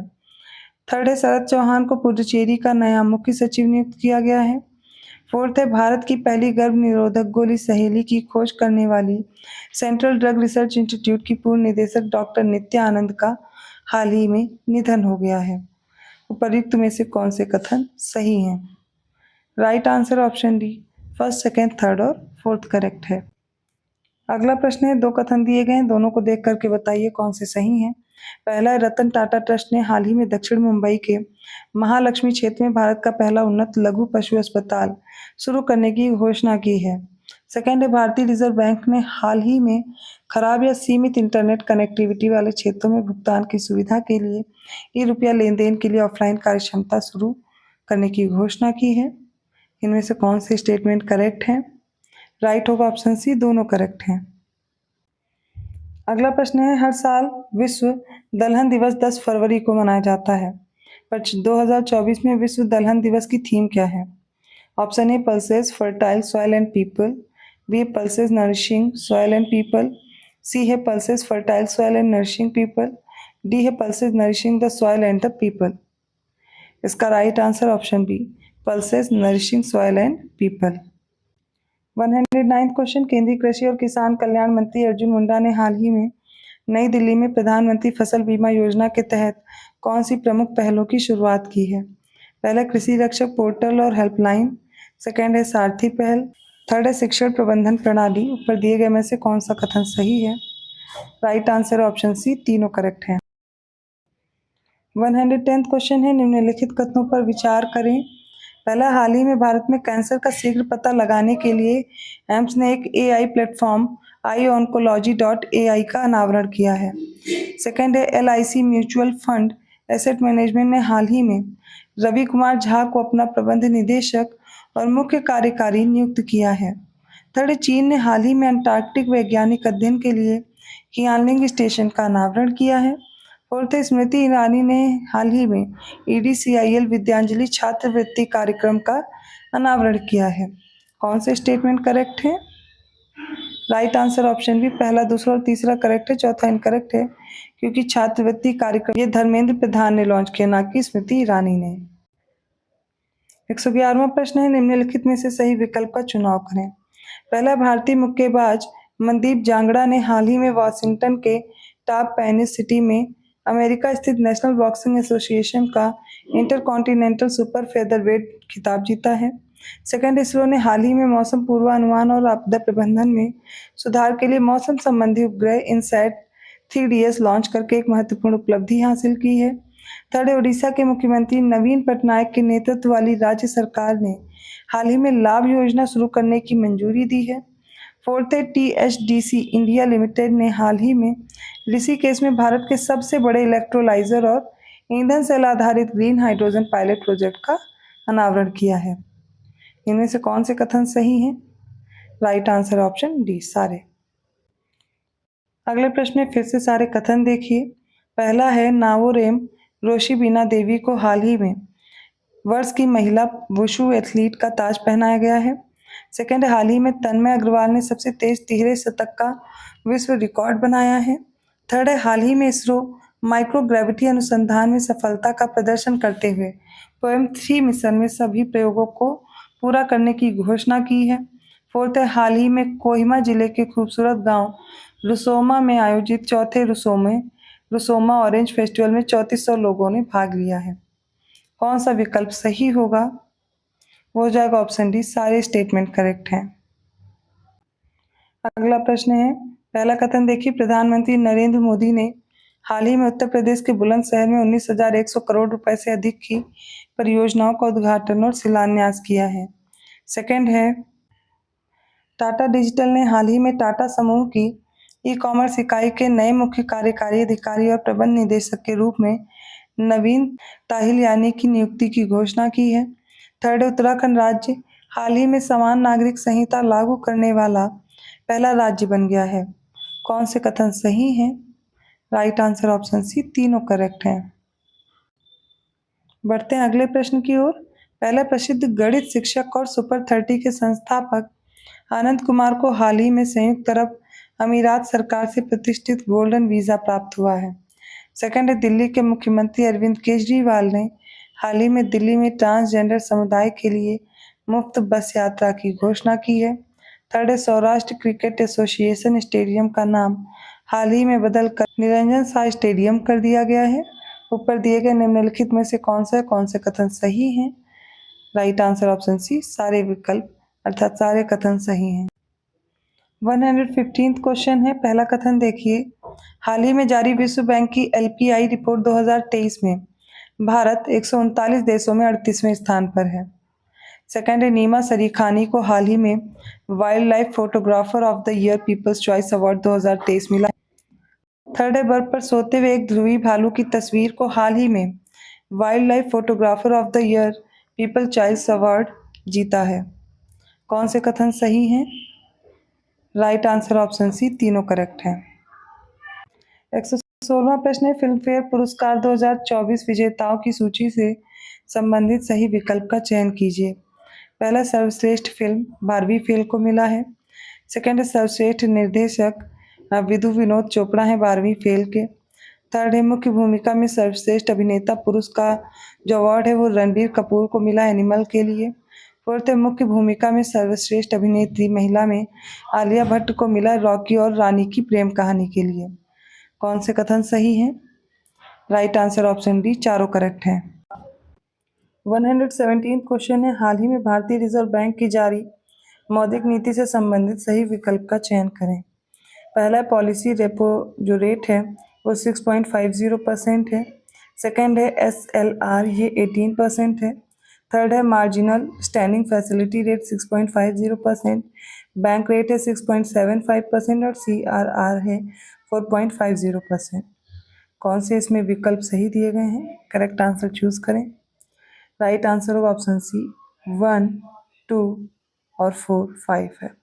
इसमें से जो मार्जिनल स्टैंडिंग फैसिलिटी रेट है वो हो जाएगा 6.75%। 118वां प्रश्न है, निम्नलिखित में से सही विकल्प का चयन करें। पहला है, हाल ही में महाराष्ट्र और गुजरात में मोबाइल स्वास्थ्य सेवा किलकारी और मोबाइल अकादमी का उद्घाटन किया गया है। सेकंड, अर्जेंटीना के पूर्व राष्ट्रपति सेबेस्टियन पिनेरा का निधन हो गया है। थर्ड, कजाकिस्तान राष्ट्रपति कासिम जोमार्ट टोकायेव ने अपने चीफ ऑफ स्टाफ ओलियास बेक्टेनोव को प्रधानमंत्री नियुक्त किया है।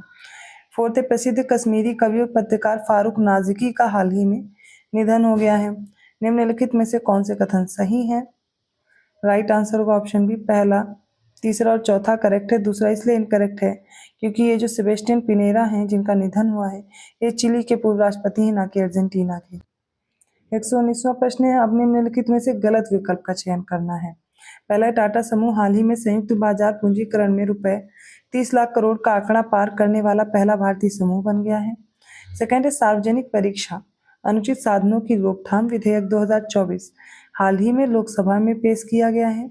थर्ड, एशियाई विकास बैंक ने हाल ही में भारत के लिए अपने नए देश के निदेशक के रूप में मियो ओका की नियुक्ति की घोषणा की है। फोर्थ, प्रधानमंत्री नरेंद्र मोदी ने हाल ही में गोवा में ONGC सर्वाइकल सेंटर का उद्घाटन किया है। इनमें से कौन से कथन सही हैं? राइट आंसर होगा ऑप्शन सी, इनमें से कोई भी स्टेटमेंट इनकरेक्ट नहीं, अर्थात सारे के सारे सही हैं। 120वां प्रश्न है, निम्नलिखित कथनों पर विचार करें। पहला, पर्यटन को बढ़ावा देने के लिए IRCTC ने हाल ही में रामायण सर्किट ट्रेन शुरू की है।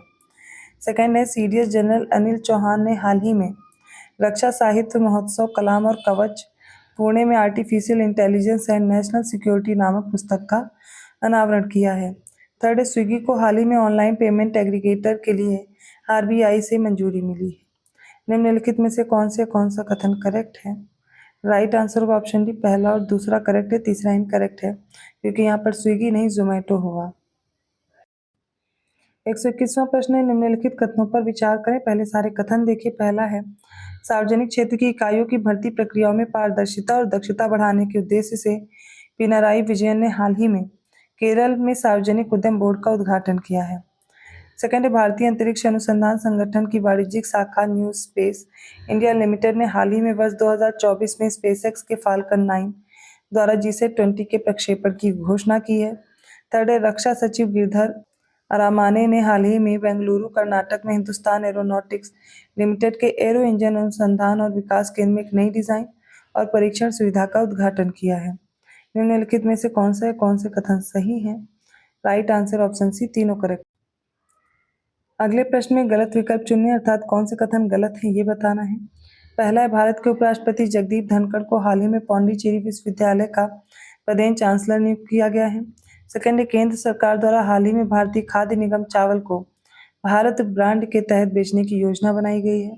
थर्ड है, भारतीय रिजर्व बैंक ने हाल ही में ICICI prudential asset management company limited को फेडरल बैंक में 9.95% हिस्सेदारी हासिल करने की मंजूरी दे दी है।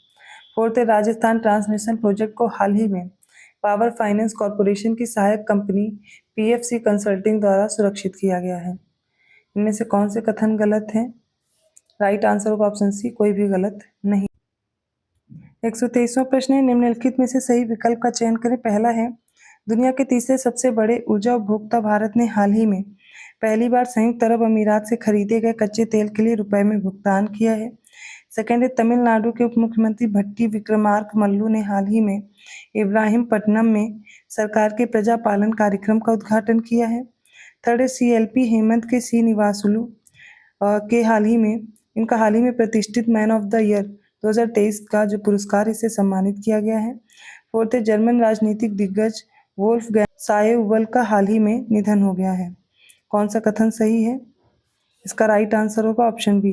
पहला, तीसरा और चौथा करेक्ट है, दूसरा इनकरेक्ट है, क्योंकि ये जो विक्रमार्क मल्लू हैं ये उप मुख्यमंत्री थे तेलंगाना के, ना कि तमिलनाडु के। 124वां प्रश्न है, निम्नलिखित में से सही विकल्प चुनें। पहला, इंटेलिजेंस ब्यूरो के अधिकारी राहुल रसगोत्रा को हाल ही में भारत तिब्बत सीमा पुलिस प्रभार दिया गया है। सेकंड है, नीना सिंह हाल ही में केंद्रीय औद्योगिक सुरक्षा बल की पहली महिला प्रमुख बनी है। थर्ड है, दुबई के दुबई मॉल को हाल ही में दुनिया के सबसे बड़े मॉल का खिताब मिला है। फोर्थ है, गृह मंत्रालय ने हाल ही में मुस्लिम लीग जम्मू कश्मीर को UAPA के तहत 5 साल के लिए गैर कानूनी संघ घोषित किया है। कौन से विकल्प सही होंगे? Right answer option B. पहला, दूसरा और चौथा स्टेटमेंट करेक्ट है, तीसरा इनकरेक्ट है, क्योंकि चीन के न्यू साउथ चाइना मॉल को हाल ही में दुनिया के सबसे बड़े मॉल का खिताब मिला है। 125वां प्रश्न है, निम्नलिखित कथनों पर विचार करें। पहला है, प्रिय अभिनेता और राजनीतिक विजयकांत, जिन्हें तमिलनाडु में प्यार से कैप्टन कहा जाता है, इनका हाल ही में निधन हो गया है। सेकंड है, मुकेश अंबानी के नेतृत्व में रिलायंस जियो ने हाल ही में भारत GPT लॉन्च करने के लिए भारतीय प्रौद्योगिकी संस्थान बॉम्बे के साथ एक समझौता ज्ञापन पर हस्ताक्षर किए हैं। थर्ड है, भारतीय रिजर्व बैंक ने हाल ही में अपनी बैंकिंग शाखा IDFC फर्स्ट बैंक के साथ IDFC लिमिटेड के रिवर्स विलय को मंजूरी दे दी है। कौन से विकल्प सही हैं? ऑप्शन ए करेक्ट होगा, पहला और तीसरा करेक्ट है, दूसरा इनकरेक्ट है, क्योंकि यहाँ पर मुकेश अंबानी ने आकाश अंबानी के नेतृत्व में रिलायंस जियो ने हाल ही में भारत GPT लॉन्च करने के लिए जो IIT बॉम्बे इसके साथ एक समझौता ज्ञापन हस्ताक्षर किया है। 126वां प्रश्न है, पहला कथन देखिए, संतोष झा को हाल ही में श्रीलंका में भारत का नया राजदूत नियुक्त किया गया है। सेकंड है, सोनी स्पोर्ट्स नेटवर्क ने हाल ही में बॉलीवुड अभिनेता कार्तिक आर्यन को अपना आधिकारिक ब्रांड एम्बेसडर नियुक्त किया है।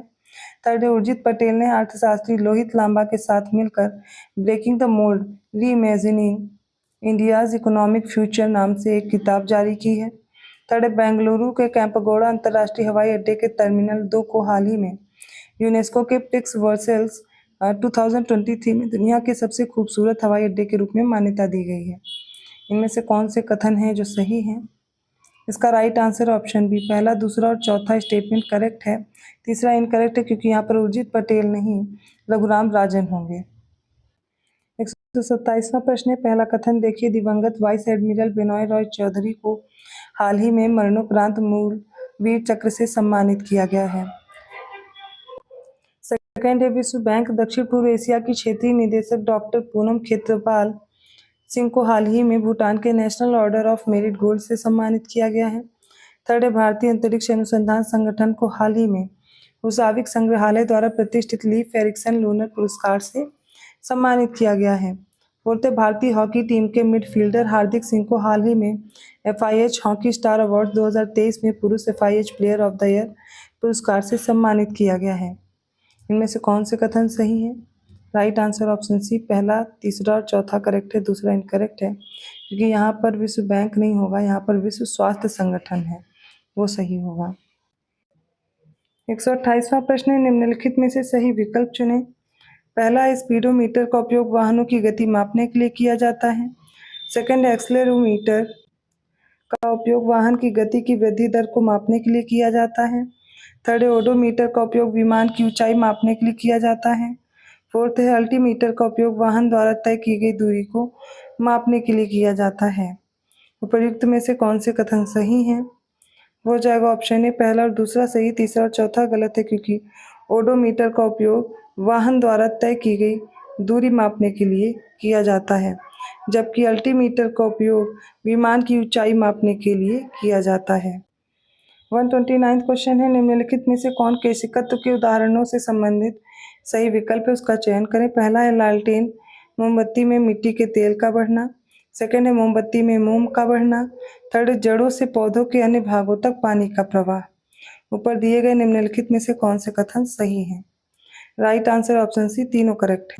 130वां प्रश्न है, एक कथन है दूसरा उसका कारण है, देख करके बताइए कौन सा उत्तर सही है। इसका कथन है कृत्रिम उपग्रह पृथ्वी पर नहीं गिरता और पृथ्वी के चारों ओर चक्कर लगाता है। कारण है क्योंकि पृथ्वी के चारों ओर परिक्रमा करने वाले कृत्रिम उपग्रह को पृथ्वी का गुरुत्वाकर्षण बल उसकी गति के लिए आवश्यक अभिकेंद्रित त्वरण प्रदान करता है। निम्नलिखित में से कौन से विकल्प सही हैं? राइट आंसर ऑप्शन ए और आर दोनों सही हैं और कारण कथन की सही व्याख्या भी करता है। 131 क्वेश्चन है, निम्नलिखित कथन देखिए। पहला है पराध्वनि तरंगें उत्पन्न करने के लिए क्रिस्टल, सिरेमिक, डीएनए आदि विद्युत चुंबकीय सामग्रियों का उपयोग किया जाता है। सेकेंड है प्रकाश की कण प्रकृति के आधार पर प्रकाश छोटे कणों से बना होता है और इन छोटे कणों को फोटॉन कहा जाता है। थर्ड है पराध्वनि संसूचक यंत्र का उपयोग करके मानव शरीर के आंतरिक अंगों का प्रतिबिंब प्राप्त किया जा सकता है।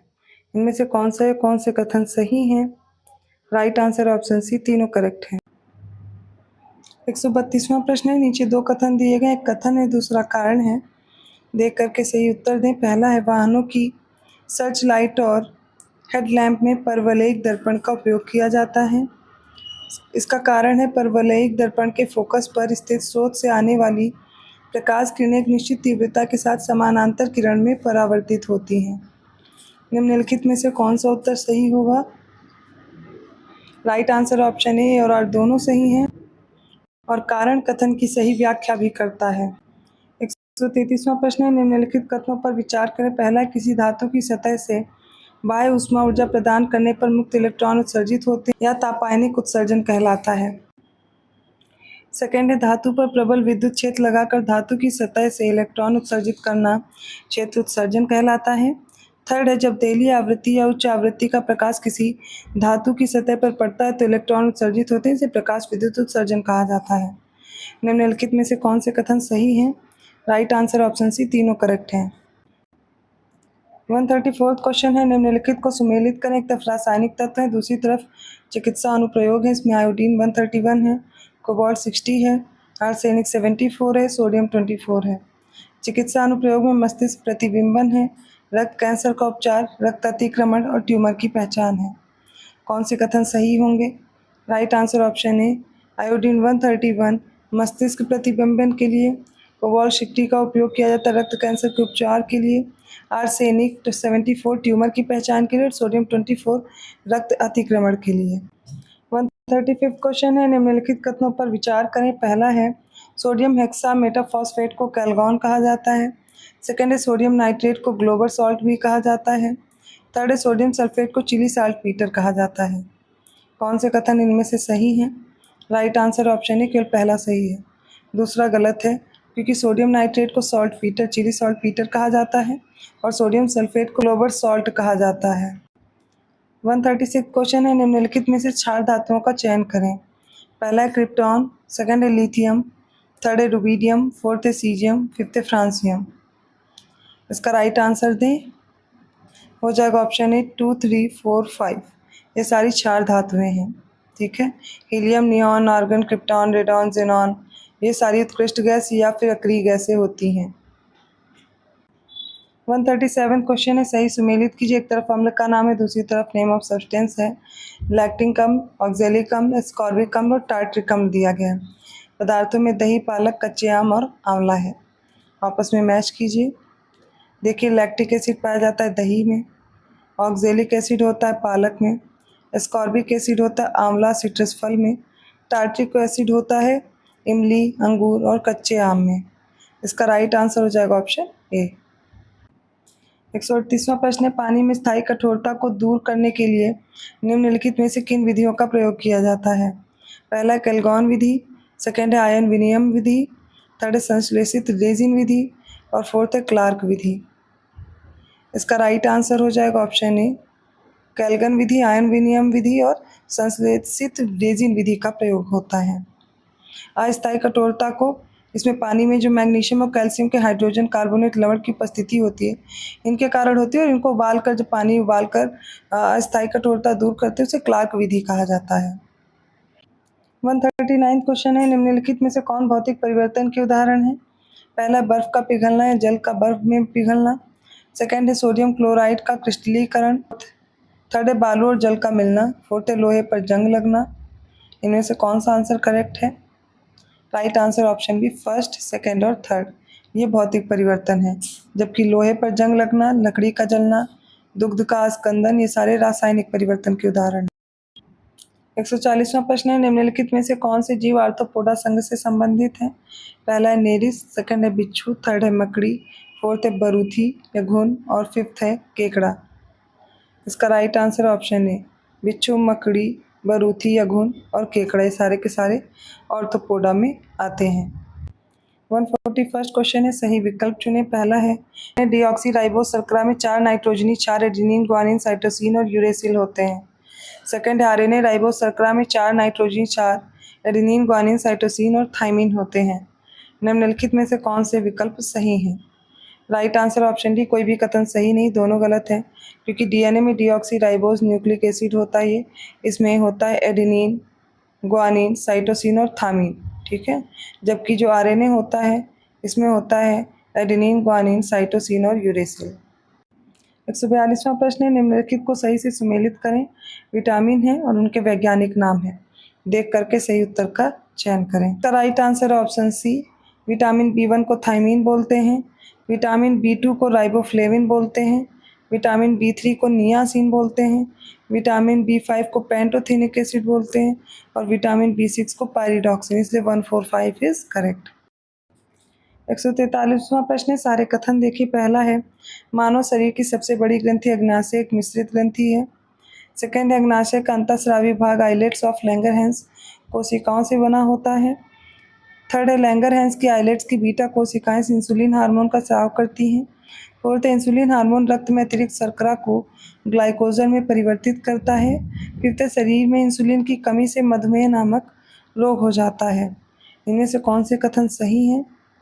राइट आंसर ऑप्शन ए, मानव शरीर की सबसे बड़ी दूसरी ग्रंथि अग्नाशय एक तरह की मिश्रित ग्रंथि है। सबसे बड़ी ग्रंथि की बात की जाए तो लीवर होती है। 144 क्वेश्चन है, सही विकल्प चुने। पहला है अमाशय में मौजूद एंजाइम गैस्ट्रिक लाइपेज वसा को पचाता है और उसे ट्राइग्लिसराइड में बदल देता है। सेकंड है अग्नाशय द्वारा स्रावित ट्रिप्सिन एंजाइम प्रोटीन को अमीनो एसिड में बदलने के लिए उत्प्रेरक के रूप में कार्य करता है। थर्ड है लार में मौजूद टाइलिन नामक एंजाइम भोजन में मौजूद स्टार्च को डाइसैकेराइड माल्टोज में तोड़ देता है। कौन से विकल्प सही हैं? राइट आंसर ऑप्शन सी, तीनों करेक्ट है। अगला प्रश्न देखें। पहला ईईजी एक तकनीक है जिसका उपयोग मस्तिष्क की विद्युत गतिविधि को मापने के लिए किया जाता है। सेकेंड ईसीजी हृदय की विद्युत गतिविधियों को रिकॉर्ड करने की प्रक्रिया है। थर्ड है ईएमजी मांसपेशियों और उन्हें नियंत्रित करने वाली तंत्रिकाओं के स्वास्थ्य का परीक्षण करने की एक तकनीक है। कौन सा विकल्प सही होगा? Right answer option C, EEG बोलते हैं इलेक्ट्रोइंसेफ्लोग्राफी को, ईसीजी बोलते हैं इलेक्ट्रोकार्डियोग्राफी को, ईएमजी इलेक्ट्रोमायोग्राफी कहलाती है। 146 है, निम्नलिखित कथनों पर विचार करें। पहला है प्रधानमंत्री नरेंद्र मोदी ने हाल ही में यूपी के शाहजहांपुर में गंगा एक्सप्रेसवे की आधारशिला रखी है। सेकंड है यूपी के मुख्य सचिव दुर्गा शंकर मिश्रा ने हाल ही में राज्य में बहुखतरे परिदृश्यों से निपटने के प्रयास में एक आपदा प्रारंभिक चेतावनी केंद्र राहत वाणी केंद्र का उद्घाटन किया है। थर्ड है हाल ही में गृह मंत्री अमित शाह ने उत्तर प्रदेश के मथुरा जिले के वृंदावन में पहले पूर्ण बालिका सैनिक स्कूल का उद्घाटन किया है। कौन से कथन सही हैं? राइट आंसर है ऑप्शन डी, पहला और दूसरा कथन सही है, तीसरा गलत है। क्योंकि हाल ही में रक्षा मंत्री राजनाथ सिंह ने ये यूपी में के जो मथुरा जिला है इसमें पहले पूर्ण बालिका सैनिक स्कूल का उद्घाटन किया है। 147 क्वेश्चन है, सारे विकल्प देखिए, सही विकल्प का चयन करें। हाल ही में यूपी सरकार ने नाबालिगों को गाड़ी चलाने की इजाज़त देने वाले माता पिता या वाहन मालिकों पर 3 साल की कैद और 25,000 रुपये का जुर्माना लगाने का फैसला किया है। सेकंड, हाल ही में यूपी के मुख्यमंत्री योगी आदित्यनाथ ने अधिकारियों को राज्य की सेमी कंडक्टर नीति तैयार करने का आदेश दिया है। थर्ड, यूपी के मुख्यमंत्री योगी आदित्यनाथ के मुताबिक उत्तर प्रदेश देश की दूसरी सबसे बड़ी अर्थव्यवस्था बनकर उभरा है। कौन से कथन सही हैं? राइट आंसर ऑप्शन सी, तीनों करेक्ट हैं। 148वां प्रश्न, यूपी के कई शहर एमएसएमई क्लस्टर के रूप में उभरे हैं। निम्नलिखित में से कौन से शहर उद्यम योजना के लिए नामांकन में अग्रणी हैं? पहला है आगरा, सेकंड है कानपुर, थर्ड है वाराणसी, फोर्थ लखनऊ और फिफ्थ है मथुरा। कौन सा ऑप्शन करेक्ट होगा? Right answer option B 1, 2, 3, 4। आपको ये याद रखना है। यूपी के हाल ही में 9% हिस्सेदारी के साथ एमएसएमई के 3 शीर्ष राज्यों में यूपी के कई शहर हैं, जिसमें आगरा, कानपुर, वाराणसी, लखनऊ, मेरठ, गाजियाबाद ये सारे अग्रणी हैं।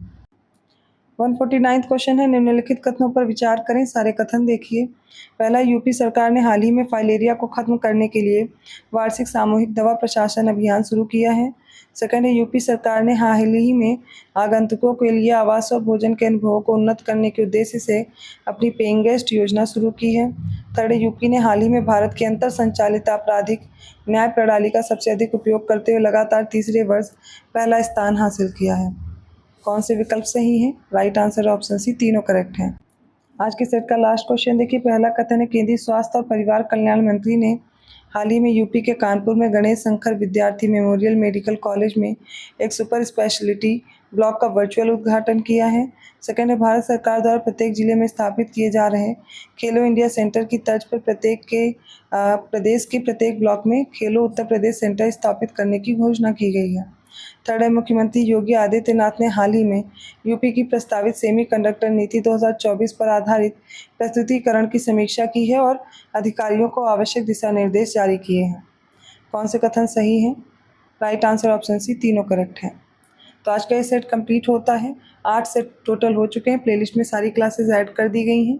अगर आपको वीडियो अच्छा लगा तो प्लीज़ लाइक कीजिए, चैनल को सब्सक्राइब कीजिए और लोगों को शेयर भी करते रहिए। कोई भी डाउट है आपको तो आप कमेंट सेक्शन में पूछ सकते हैं। जिन्होंने भी चैनल को सब्सक्राइब नहीं किया ज़रूर कर लें। अदर वीडियोज़ के नोटिफिकेशन के लिए बेल आइकन भी प्रेस कर दें, जिससे अदर वीडियोज़ के नोटिफिकेशन आसानी से मिल भी जाएँ। क्योंकि आप लोग 1-2 सेट सॉल्व करें बट पूरे आपको नहीं मिल रहे हैं, तो आप लोग कमेंट कर रहे हैं। प्लेलिस्ट में देखिए, सारी क्लासेस मिल जाएंगी। मैं मिलती हूँ अगले सेट के साथ नेक्स्ट वीडियो में। तब तक के लिए धन्यवाद।